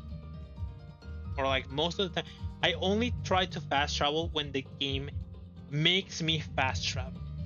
Because I like walking around. There's a lot of like this open world games. Also, once you're on that last 10%, I can help you if you get stuck. So once you get there, it shouldn't be too bad. I'll take you up on that offer. The reason that I don't like to fast travel is that there's a lot of games that have this sort of like side content or like side stuff that suddenly pops out randomly as you're like walking around the map. And if you're like fast traveling a lot, you end up missing it. So that is exactly why I don't like to fast travel on like those first playthroughs or like on the first run that I'm doing of like the map or like my first like bits of like exploration. And I just like walk everywhere, which will help me a lot in finding like what you call it, collectibles or anything of the sort that I might be missing in the game. Usually when I'm mostly done with like the areas when I start like fast traveling, because I think of myself that I'm not gonna be able to find much else, and so I just save myself some time. Also, there's like that feeling of like it being an RPG, just like literally role playing as if you're like living in that world. I like that feeling. So I like the idea of just like walking around and not like running everywhere and stuff like that. Like for example, like there's so many hidden chests that most people with 100% in a lot of areas miss, since 99.5% run up to 100% and it auto completes. Probably help you with you. I can probably help you with anywhere as far as getting to the last little percent. Who knows? Maybe I'll also ask for your help in farming, since you didn't mention there's like a lot of farming going in the game, or maybe you didn't mention. Maybe it was my friend that mentioned me about like the farming for the game, which is much different from like farming in this game. Because of farming for this game, you can literally just auto it like this. Just choose start, you choose quick dispatch, and suddenly they do the farming for you. And you're just like waiting for like 2 hours or something of the sort. Some even spawn after certain parameters are met. Like for example, there's 2 areas that aren't in the overworld, and in one a luxurious chest spawns in a spot after you complete a story quest. Humu. Naruhodo. I'm so happy I get to tell you this, but save the fry alterations you get when you level up. I don't think you have to worry about that. I know there's a lot of people that do this. I know that I am not alone on this.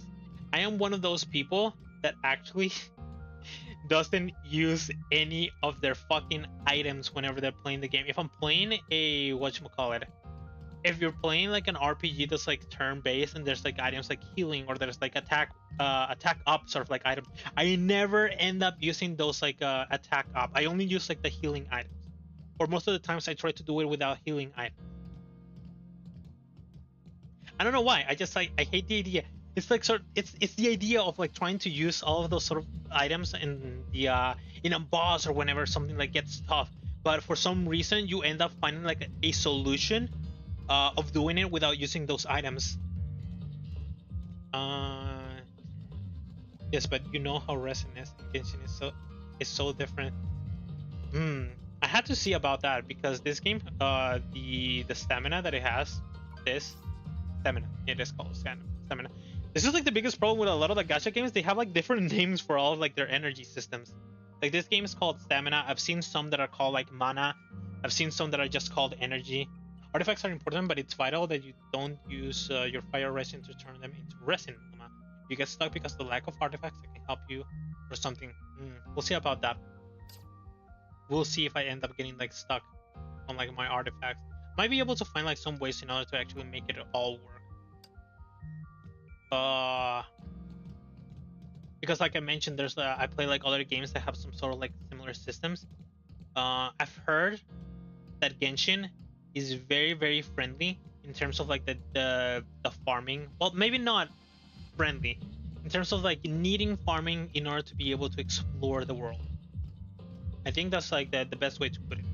Because if you're trying to do like end game content, then of course you're gonna need to farm. But if you're trying to do like the open world kind of stuff, it doesn't. You don't really have the need to be all farmed up, which is very different from like another game that I play, which is called Epic 7, which to even do the main story, you need really good farming and really good units.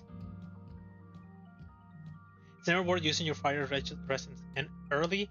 If you end up being a late game player, you will love me for this. I'll take you up on that. I wouldn't be surprised if well, you still need decent items, but yeah. I'll give it a try. I will need to actually like study a bit before I start playing Genshin. I'll also ask my friend about what he thinks about the things that I need to do or how I should like go around doing like the early game. He did mention me that there's like they added a new sort of like quality of life feature that helps new players sort of like understand what they need in order to be able to get stronger. Like it quantifies your strength that it didn't have it before. So that might be able to actually end up helping me a lot in the long run for playing the game as I understand the mechanics, as I understand teams, as I understand what I need to do. Because there's always like the difficulty with like the teams. For example, on these teams that they have like different. Sorry, I just noticed that Herrscher of the Void and Herrscher of Thunder are just walking around together, and there's also like Durandal down here. It's like the perfect. I got the perfect like 3 Shivas to be like walking around. Yeah, it tells you what artifacts you should use and what the most used weapons are on certain characters and what you should level up, etc. It should help me a lot on like the on the short run. But as always, or I don't know, there's some games that actually do very well in like explaining you the things that you need. There's some games that they don't update the things that you. I guess it should be really good since it's like since it just got released. I'll remind you of all this later, but leveling your character from 80 to 90 isn't that important until you're way comfortable in the game. 80 is good. The Herrscher is so fucking cute, man. So cute, man. Can't believe it, man. I can't believe you've done this. Or you could write it down or note it on something in your PC. I don't know. I'm sure I'll be able to actually pick up on it pretty easily. Even the combat. Because I've also heard that at the start, people were talking about the game a lot as a clone of Breath of the Wild. And I've actually played both Breath of the Wild and Tears of the Kingdom. I played both of the Zelda games, so I should be very familiarized with the combat that he may have. And I'm also like very familiar with like hack and slash game. I should just say that I'm very familiar with like game mechanics. Having played games for like so long in your life, you sort of like start picking up on little like mechanics that are shared between the games. You can get used to them way faster than other people that may not be playing much a lot of like games in their lifetime. Yeah, the combat is fine. I'm just worried about forgetting to remind you what I want to say. It's fine. There's still a long time before I actually start playing Genshin anyways. So, and since I'm gonna be playing Genshin, Dragon Spine is Health Simulator for early players, and since I'm gonna end up playing Genshin anyways, I'm sure that you'll just be able to remember like tips and tricks while I'm playing. Like maybe as I'm walking around, I'm gonna like find something that I end up getting like stuck on, like some sort of like mechanic that I'm not actually understanding well, and then they also suddenly just like click on you and you'll be able to tell me immediately. That happens a lot on like streamers that I've watched that suddenly just like you trying to teach them something and you forget about teaching them something specifically, and they suddenly just like get stuck on that specific thing that you forgot to tell them, and boop, it pops up in your mind. Also, I think you'll likely start during the new character banner. Archelino, I think is strumming during when you'll play like 30 to 40 days. Here's the thing. I've heard from my friend that the new character that is going to be showing up, he also mentioned that it might be the character that I might be seeing first on the gacha, that I'll really end up liking that character. Actually, my friend has quite literally told me that all the new characters that are going to be showing up on like all the games, on all the Hoyoverse games, are going to be characters that I like. Like the one that is supposed to like show up next for Honkai Star Rail, he's been like telling me all about it. He told me about it like a week ago or like a couple of days ago at the start of the week. And he told me that the next character for this game that I'm gonna like a lot and that I should start saving for her. And that the next character for Genshin I'm also gonna like him a lot. And Funina is supposed to be coming with her. Funia's like top tier DPS because she's so easy to build, and her main DPS is a healing source. Well, they're all hot in Genshin, so probably. Ah, I see. In about 13 days, we get new Villet and Canadian Twink.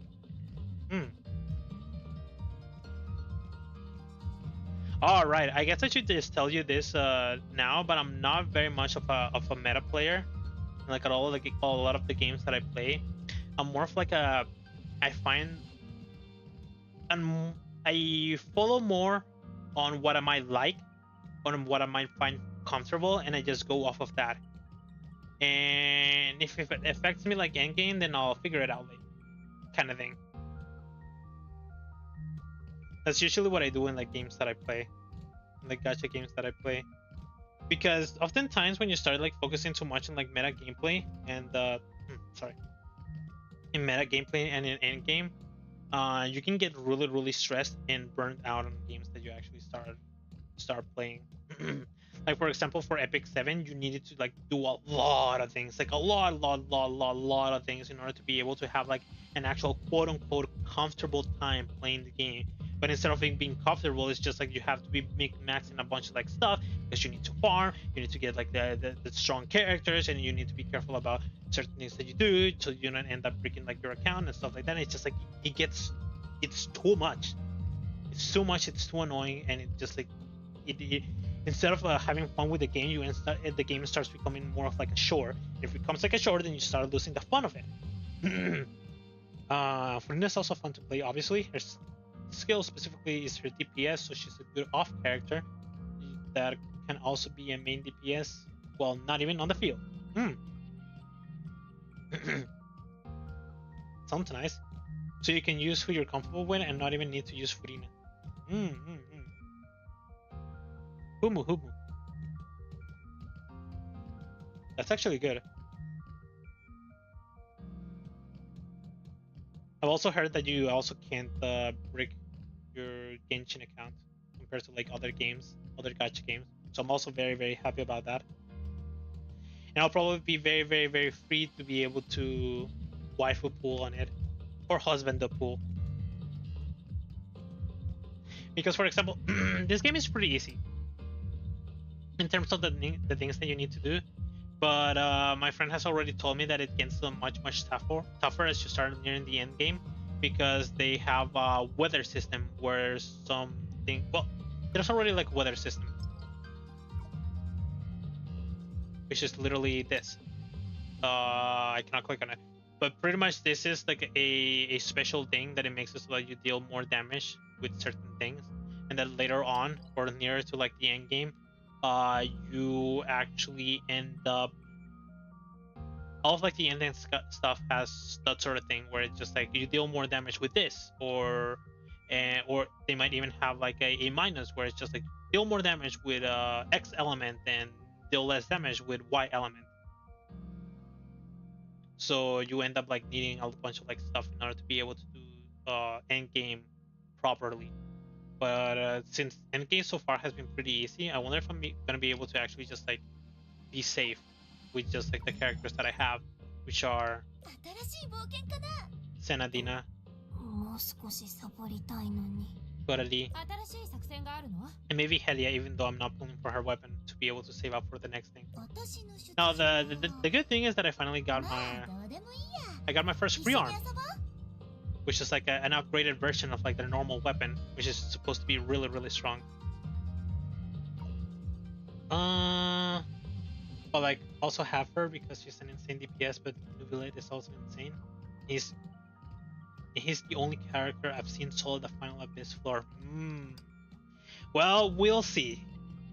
All of these things are just like hinging on the timing that I end up starting Genshin, and on my luck. And if we're talking about luck,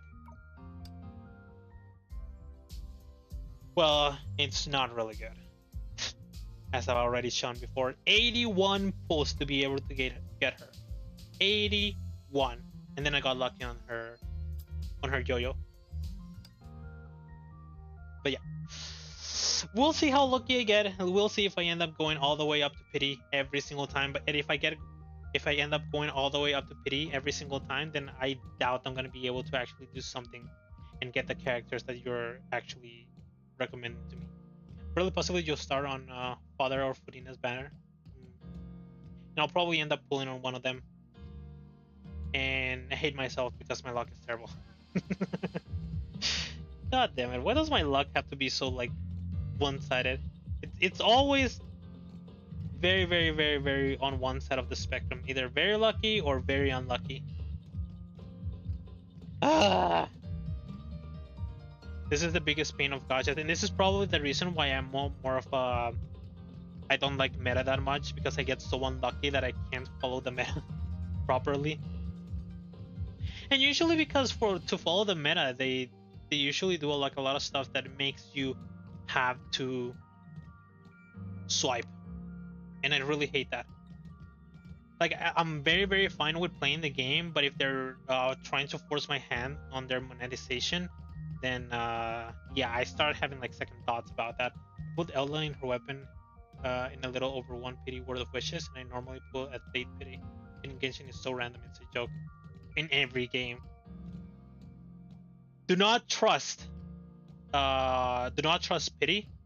Do not trust rates in like any gacha game.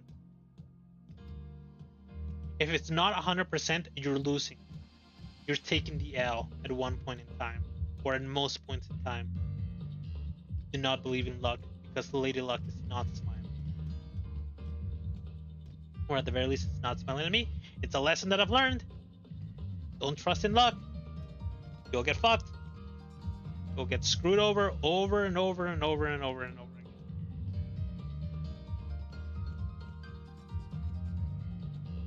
That is so cute. I seriously can't stop. Chibi characters are still like my favorite thing ever, because they're all like so adorable. Make a character chibi and I'll 100% end up loving them in every way, shape, or form, because chibis are just so cute. To be fair, Genshin will always be easier as a pay to win, but not funner. Free to play is better overall. The game is putting you to sleep, but it's not impossible either. Just like with any game. Any game of that sort. But I can't really be saying sort of like the fact as like the monetization is like really, really bad or any of the sort. Most scales hardly enjoy Genshin, they enjoy gambling. They always have no exploration, a bunch of completed quests, no achievement. I'm sure there are some that actually really enjoy the game in general. It's just that, as you said. Oh, here's the thing that that oftentimes people end up getting wrong. It's just about generalizing people in sort of like that are in some sort of like group. The thing about finding like a bunch of like whales that are not really having fun in the game and that are enjoying gambling is because the fact that the ones that are being loudest are the ones that are actually like that. Because I do have a friend that does like, he has a very, very good job, and he's able to like comfortably whale for like characters in different games, and he actually ends up like enjoying a lot of like mixing up like teams and stuff like that, and be able to actually play around with like the things that he has like in his hands, which are the maxed out characters, and he has his fun in his own like way. So it's like he whales, he's not into gambling, and he still has fun in the game, but it's just like he finds that fun in his like own unique way. So at that point, it's different from like the general idea of like the whales are only people that like gambling. You will find like it's just like the fact that a lot of times those like talking about whales whaling, like people spending 1K per character. Yeah, that's literally my friend. My friend has whales for characters and maxes them out, like to the point of like, for example, he talks to me about Honkai Star Rail. This is another friend, by the way, not the one that I'm asking to teach me about stuff. He talks about maxing stuff in like Honkai Star Rail, and it's supposed to be like your character, and there's maxing like your weapon, and he maxes both of them. Like, it just leaves a sour taste in my mouth. I don't play with them. Well, that's just like a to each their own. my friend finds like his own like enjoyment in like in doing that, like maxing out the characters and just playing around with them and playing around the teams and doing end game. And he still has fun with like the rest of the game. Anyways. So it's like it doesn't really like detract from it. But yeah, I've seen like a lot of situations like that where it's just like the loud part ends up being the part that everybody looks badly upon on, but you end up ignoring the other side, which is the part that is good, and they're just sort of like keeping to themselves. Like there's like no reason for them to actually just be screaming out and about the things that they do if they're just having fun, or they might mention it one or two times, and it's just like those people that are just doing the things for the wrong reasons are being loud, and the stereotype or like the generalization of their deeds are the ones that end up getting shown off more because they're being loud in the end. Fuck, what time is it? I've been yapping for 30 minutes. Holy shit. Holy shit, most of them are super elitist for no reason. Yeah, the bad people. All I'm saying is that even though you might be saying all of this, I really have like my own opinion on those like kind of like things. And since I also have like friends that are big whales that are also like very good at the game and they still have fun on the game. I mean, I could even like whale in this game if I also desired, but I'm not. The whole thing is being like a whale and just about a block, well, which makes it worse. Yeah, and that's why it's bad. It's because they're gambling addicts. You explained it perfectly. Those people are not playing the game. Those people, like most whales, I mean, just spend a lot of limited income. Yeah, those whales are not playing the game for the game. Those whales are playing the game for the gambling, or for like to try and brag about those kind of things. And those are the worst people that you can actually end up meeting, because they actually do detract from the fun, because they're not having fun with the game.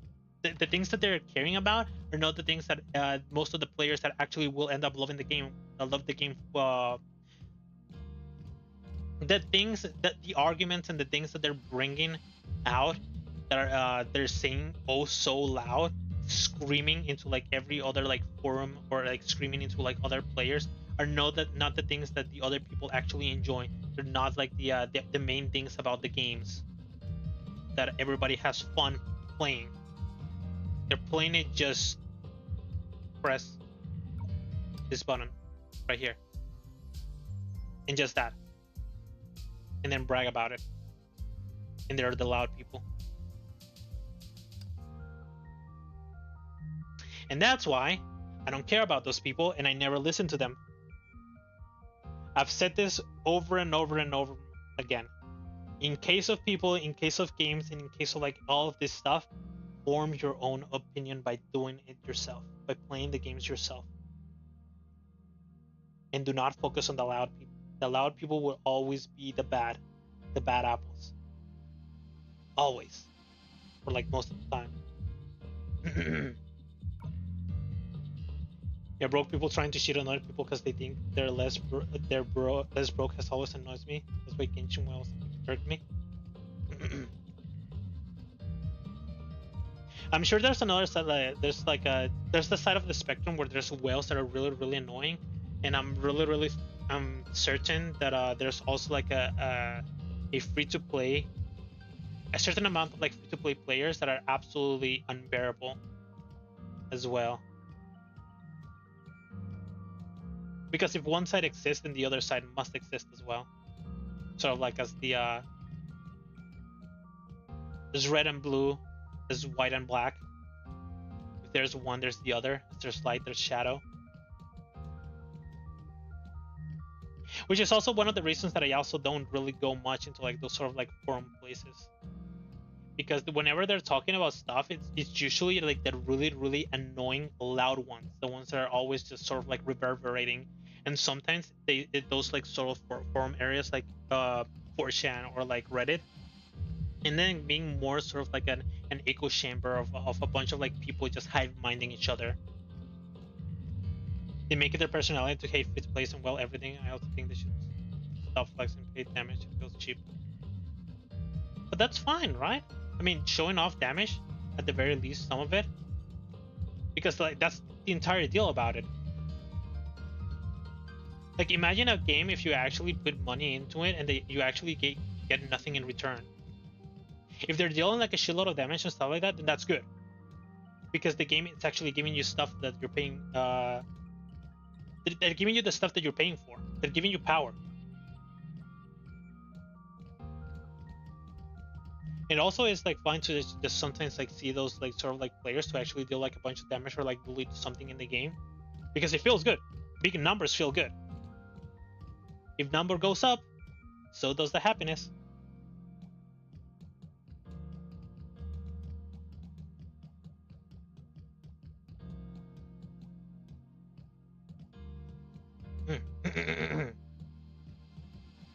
Yeah, but paying for damage isn't impressive. It's just the whole flexing my character is top percent kind of thing.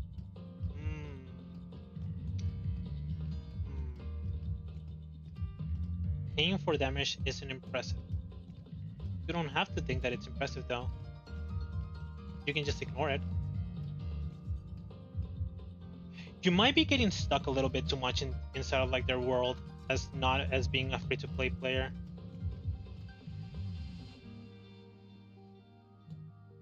It's just like because I do not recommend it 24/7, and because I do not recommend it 24/7 and still get it. I just want to build my characters without seeing people hitting unrealistic numbers to scratch me all the time. But you shouldn't feel discouraged about it. Yeah, you're just getting too much into like their own like little world. Like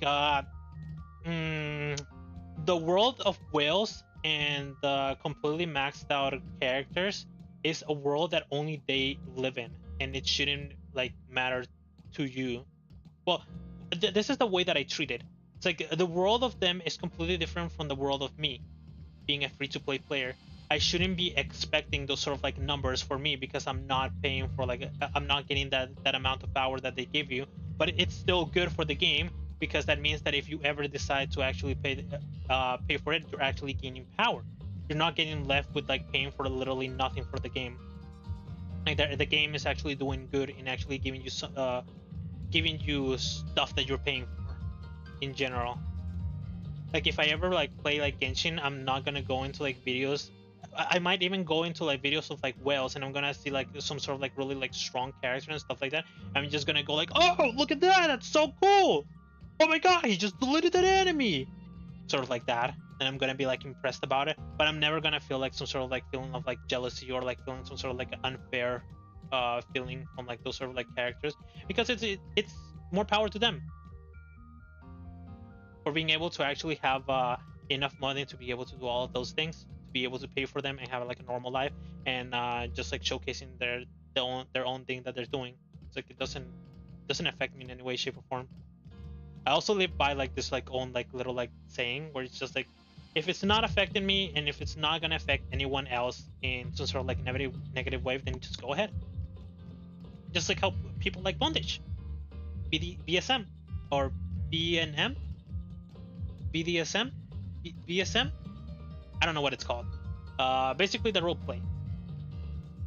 The entire idea of role play is actually just like hurting your partner. But if both of them are enjoying it, then more power to them. I don't care.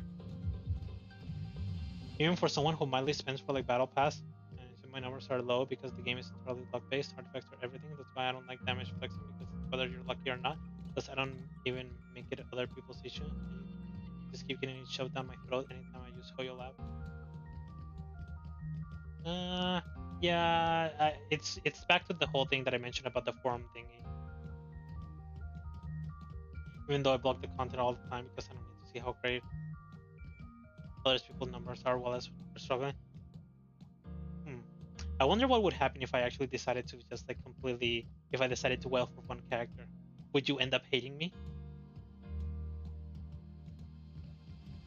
What if I suddenly brought out that problem? What if one day I suddenly won the lottery and I decided to like pay for a lot of pay to max out a character just like completely?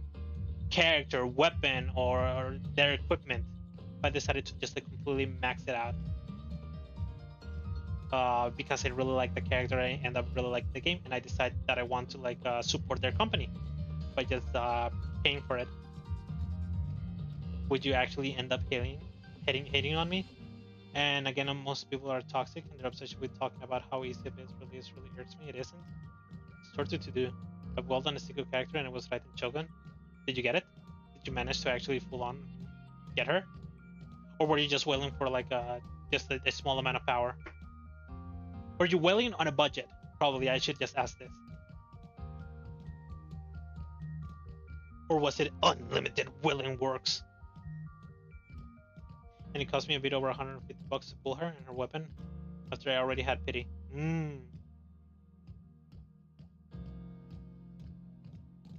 I see. Pity. That's a lot of money. 150 bucks. These people have 7 copies of her and 5 of her weapon. Uh-huh.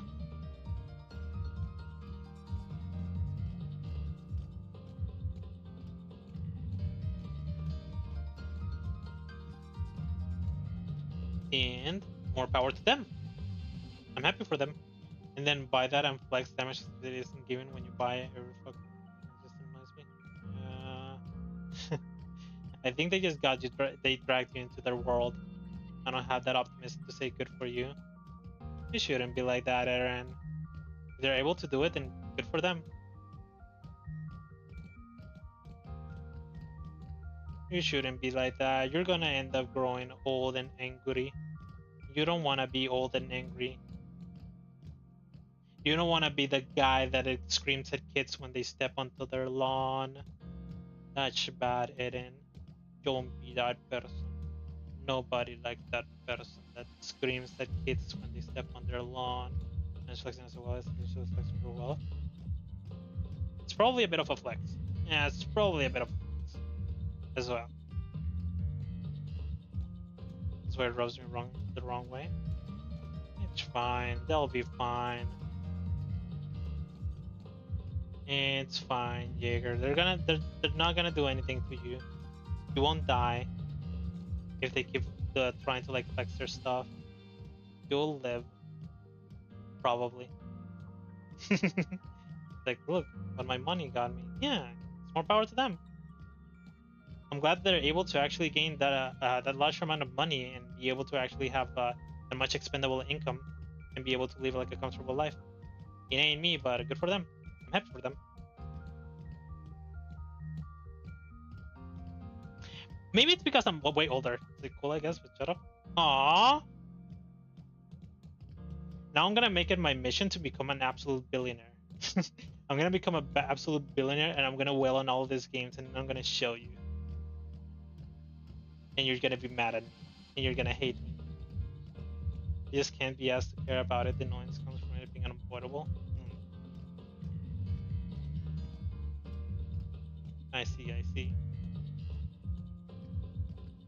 I wonder if me swinging this like cable is actually affecting my model. Let's see. It sort of is.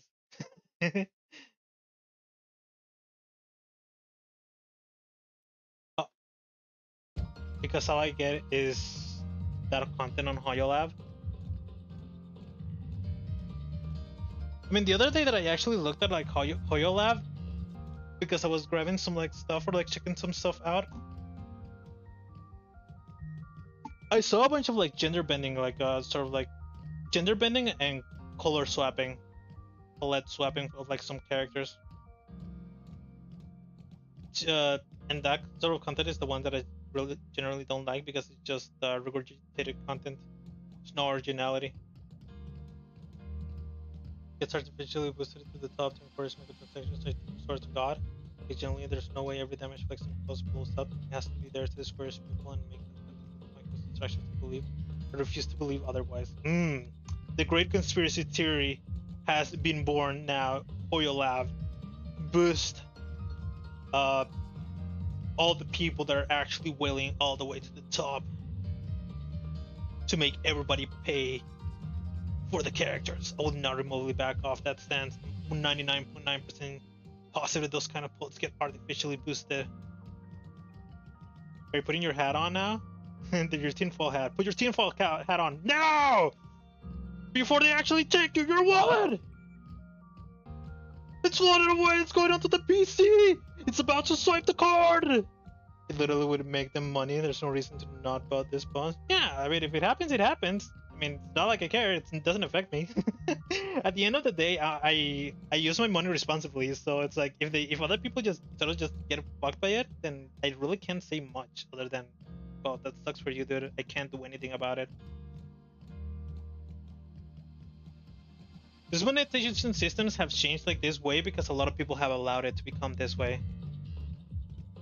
I'm against it, generally, unless they actually give you something that's actually substantial, which is normally not the case. And for people that actually just get played on and that thing happens to them, then it's literally I can do nothing for them. It's like they fell into the hole by themselves, and there's like pretty much like no way around the person on the internet is actually going to be able to save them. You don't look in very conspiracy. You walk into more, so it's like you get more. Yeah, but I just can't be asked to care about someone else flexing their money. Like if someone flexes their money on say Instagram, they get bullied off the internet, but flex your paid against damage, and nobody bats an eye. If somebody flexes their money on Instagram, they get bullied off the internet. I'm pretty sure that might not be the case. There's a lot of people that are still very popular on like social media to sort of like flex their money around, and they only get more popular. Money flexing is just a shallow asshole behavior. That's what flexing well damage to me. Stuff like that is considered just fuck them.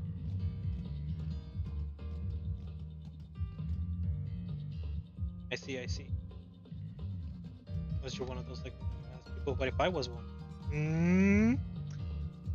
What if I'm just passing off as a dude just playing free-to-play game, and my other account has all of them? What if I was stalking you? What if I'm the one that's throwing all of this? What if I'm part of like the Hoyoverse company, and I'm the one that's actually making everything show up on your timeline? The thing is to have a positive outlook. Yeah, I do have a very positive outlook on like a lot of stuff. You'd be correct. I'm very on the fence on a lot of things, or maybe not on the fence, but it's just like I try to like think calmly about a lot of things. I don't mind more gray. You are monochrome. I can't believe it.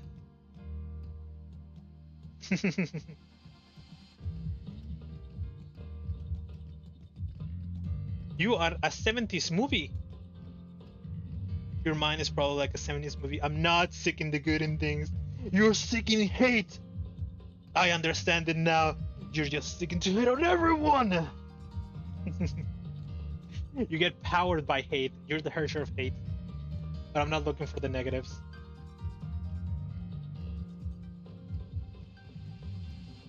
I see. Yeah, I'm the herrscher of positivity. You can't stop me once I've started. I can't bring myself to hate people that are not really affecting me in my life. But I will slap someone if they're actually doing something bad, like kick a puppy. They'll get slapped. No, fuck slapping. They get the whole fist. Nah, fuck that. They get the brick. Those are just one of those things that I feel strongly about. You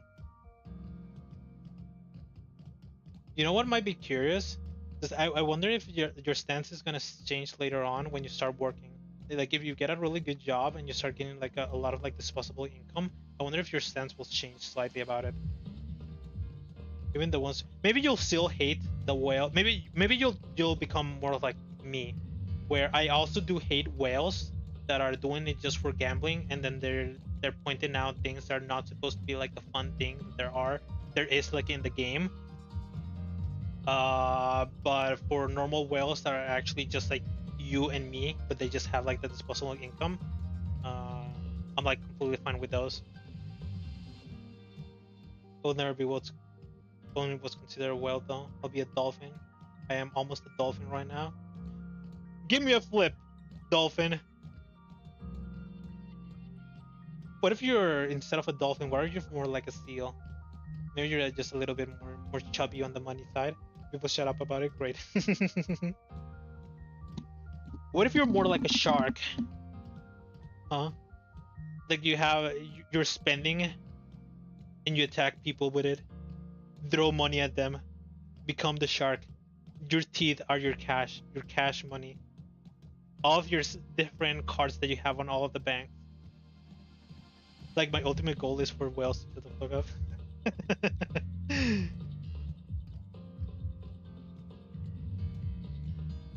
Yeah, you maybe instead of a dolphin you're a whale. Not a whale. Instead of a dolphin you're a shark because you spend, so you're just a little bit chubby, but you attack. You spend but attack. You're not on the defensive. I don't care what they do as long as they tell me about it 24/7. My main thing is the damage flexing because it's literally just flexing your money.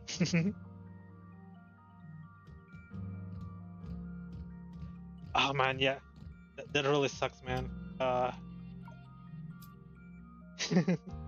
As I press the crystal button or the B-ship button, and I grab the biggest thing.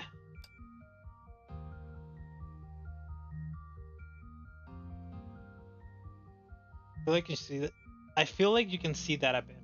Only a bit. Because I know that in every type of like community, there's actually like a bad side, a rotten side that will always be bad. In different types of communities and in different like sub communities of that same community. As it may be like the whale community from Genshin, there will always be like a rotten side that will always be bad, and that will always like bring the worst in what that community is supposed to be in general. I can very much accept that, and I can very much see that. But I know, the deal with me is that I separate those kind of people from the actual people that are supposed to be good, that actually do enjoy the game, just as any other like normal person, as I would enjoy the game. I just like keep them split, and that's pretty much it. That's like my deal, just like separating the people, because from like playing like a bunch of like games and from like being on the internet so much, you sort of like at one point start like I did notice that sometimes it's not good to just like take the word of like the very, very loud minority that might come out that is like sort of like trash talking on the game or something like that. It's not good to actually just like trust them just because they're loud. Europe and Asia server people take up 99% of the shooting encounters, but to be a hater is mostly Europe. Shocker. I can't believe you hate on Europe. I can't believe you've done this. I wish I could do a European accent. Oh mate, why you being such a hater? Them whales are just doing... I think that's more of like an Australian accent rather than an English accent. Oi brother, oi bruv. Yeah, they say bruv. Oi bruv. Fuck, I'm so bad at accents. I already have an accent stuck in me. I can't go and do another accent. God damn it.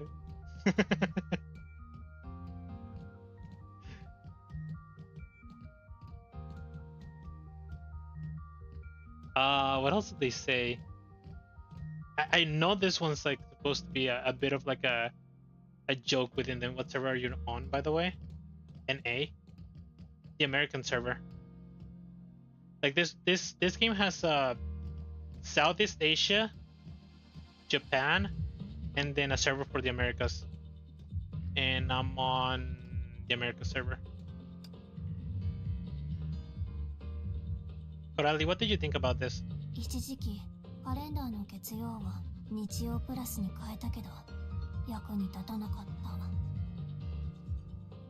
生活リズムが悪くなった気がする。キャラが被らないようにあなたはもう休んで。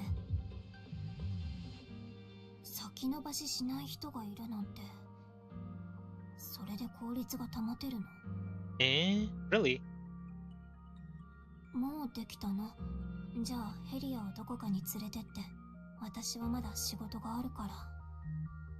I actually haven't heard two of those codes. 根拠はないけど、もう一度大人になる予感がする。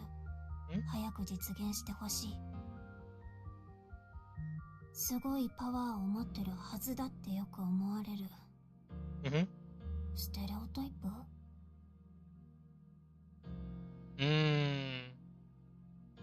？I still need to get better with like my little like Japanese in order to be able to understand all that she's saying. She was talking about types and about stereotypes. At the very least, I understood that one because that wasn't katakana, or like the easiest thing to like understand. Sometimes katakana are really difficult. Anyways, it is now 2:30. I've been yapping for a full hour, and I'm getting hungrier and hungrier. I'm getting hungry. So I'm gonna head out. I stay for a bit because to catch up with you, Aaron. So there you go. Maybe we'll keep talking about all this stuff later, and you can keep like throwing me all that hate that you have on all of those whales that you wish to eliminate from all of the gaming industry. Yeah, go eat your chunky monkey. Yeah, I'm gonna go get fatter. Don't worry about it. I'll still fit in the seat. I'll be as fat as my little cat. My chunky cat. Thanks for coming by, Aaron. Had a lot of fun talking. It's always nice to see somebody that has like a different opinion than you on a couple of things and seeing what's going like through their mind and kind of stuff. So yeah, it was fun. And I'll end up seeing you later. Bye bye. Hey, rest well. You're supposed to rest well. You're also supposed to eat. Eat. Consume. Blood for the blood god. Or more like food for the gluttony god. Or something of the sort. So yeah, you just go eat. Sleep well. Do your homework. Okay? You don't personally agree to disagree instead of attacking. yeah, I think we can just go to that. We can agree to disagree on that fact. I mean, I always try to be nice on like when other people have other sort of like opinions. There's always going to be some person that's going to have an opinion that's different from you, and it's always and it's never nice to actually like attack them. They have their opinions on those matters for a reason, and even if there's some sort of like bias or some sort of like experience that they had in the past, it's just like, well, it's like their own experience is different from mine. Like when people hate on specific games and stuff like that. Like maybe I really like Honkai Impact, and I like I'm gonna end up liking Genshin Impact and Honkai Star Rail, and then there's gonna be someone else that is gonna come over and is gonna like scream about, oh my god, all gacha games are absolutely terrible. I can't believe you're playing a gacha game. You're just like because this is an opinion that's actually pretty popular. That every now and again that people just hate on games that are gacha just for the simple fact that they have that sort of like monetization system. But there are some games that do push for the monetization of like push it really hard, as in like locking you out from like things that are happening in the game. And there's other games that allow you to actually play most of the game without having to actually spend a single cent, which is this game that allows you to play literally the entire story of the game, which is the reason that I'm playing it, without spending a single cent. And these are the types of games that I like. And from what I've heard, Genshin is the same. So yeah, I don't find any fault in them. You're pretty much throwing your money at the game if you want to. Genshin is honestly just a bunch of fancy disguise. I don't even know what a gacha is. It's anime all over again. Maybe saying it being anti-Asian racism is a little bit too rough. It's a little bit too hard. It's a little bit too far. But yeah, I can. There are some people that really do hate it just from the fact of just being like, gotcha. It's also in America who get angry whenever people see media that is American media. It's like the early anime hate. I do remember the early anime hate. I was part of the site that was getting hated on. So yeah, I do remember that. It's what's the word for it? I remember that there was a big wave of hate for Genshin when it got released because of its similarities to Breath of the Wild. I do remember that.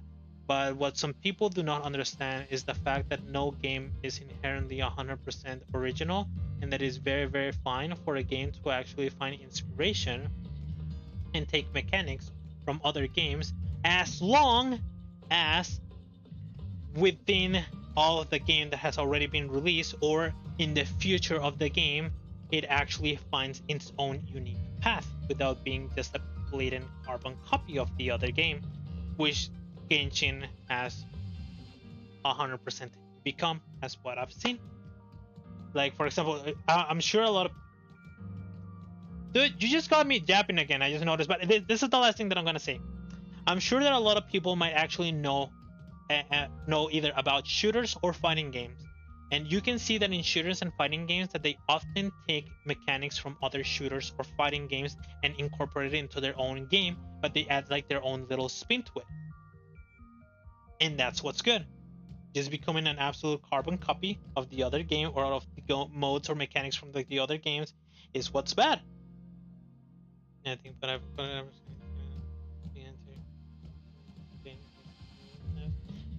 you're always gonna end up finding those kind of people. No, you can literally just walk down the street and you're gonna find at the very least, probably at the very least, one racist person, or like this one person that actually throws discrimination as the most normal thing in the world. You can disagree, but at the least the disinfraction is just...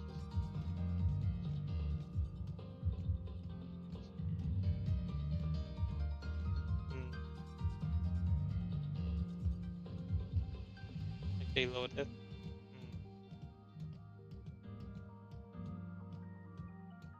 I see. No, I usually don't keep up on those, that kind of stuff, because a lot of times when the sort of like hate trains start like appearing, they're just like hate trains, so it's like, why give them attention, you know? But yeah, anyways, I'm gonna go heat my food. So I am not gonna keep yapping anymore.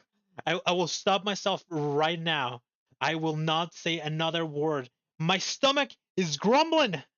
I'm hungry. It's getting later. I need to stop. I need to press the button.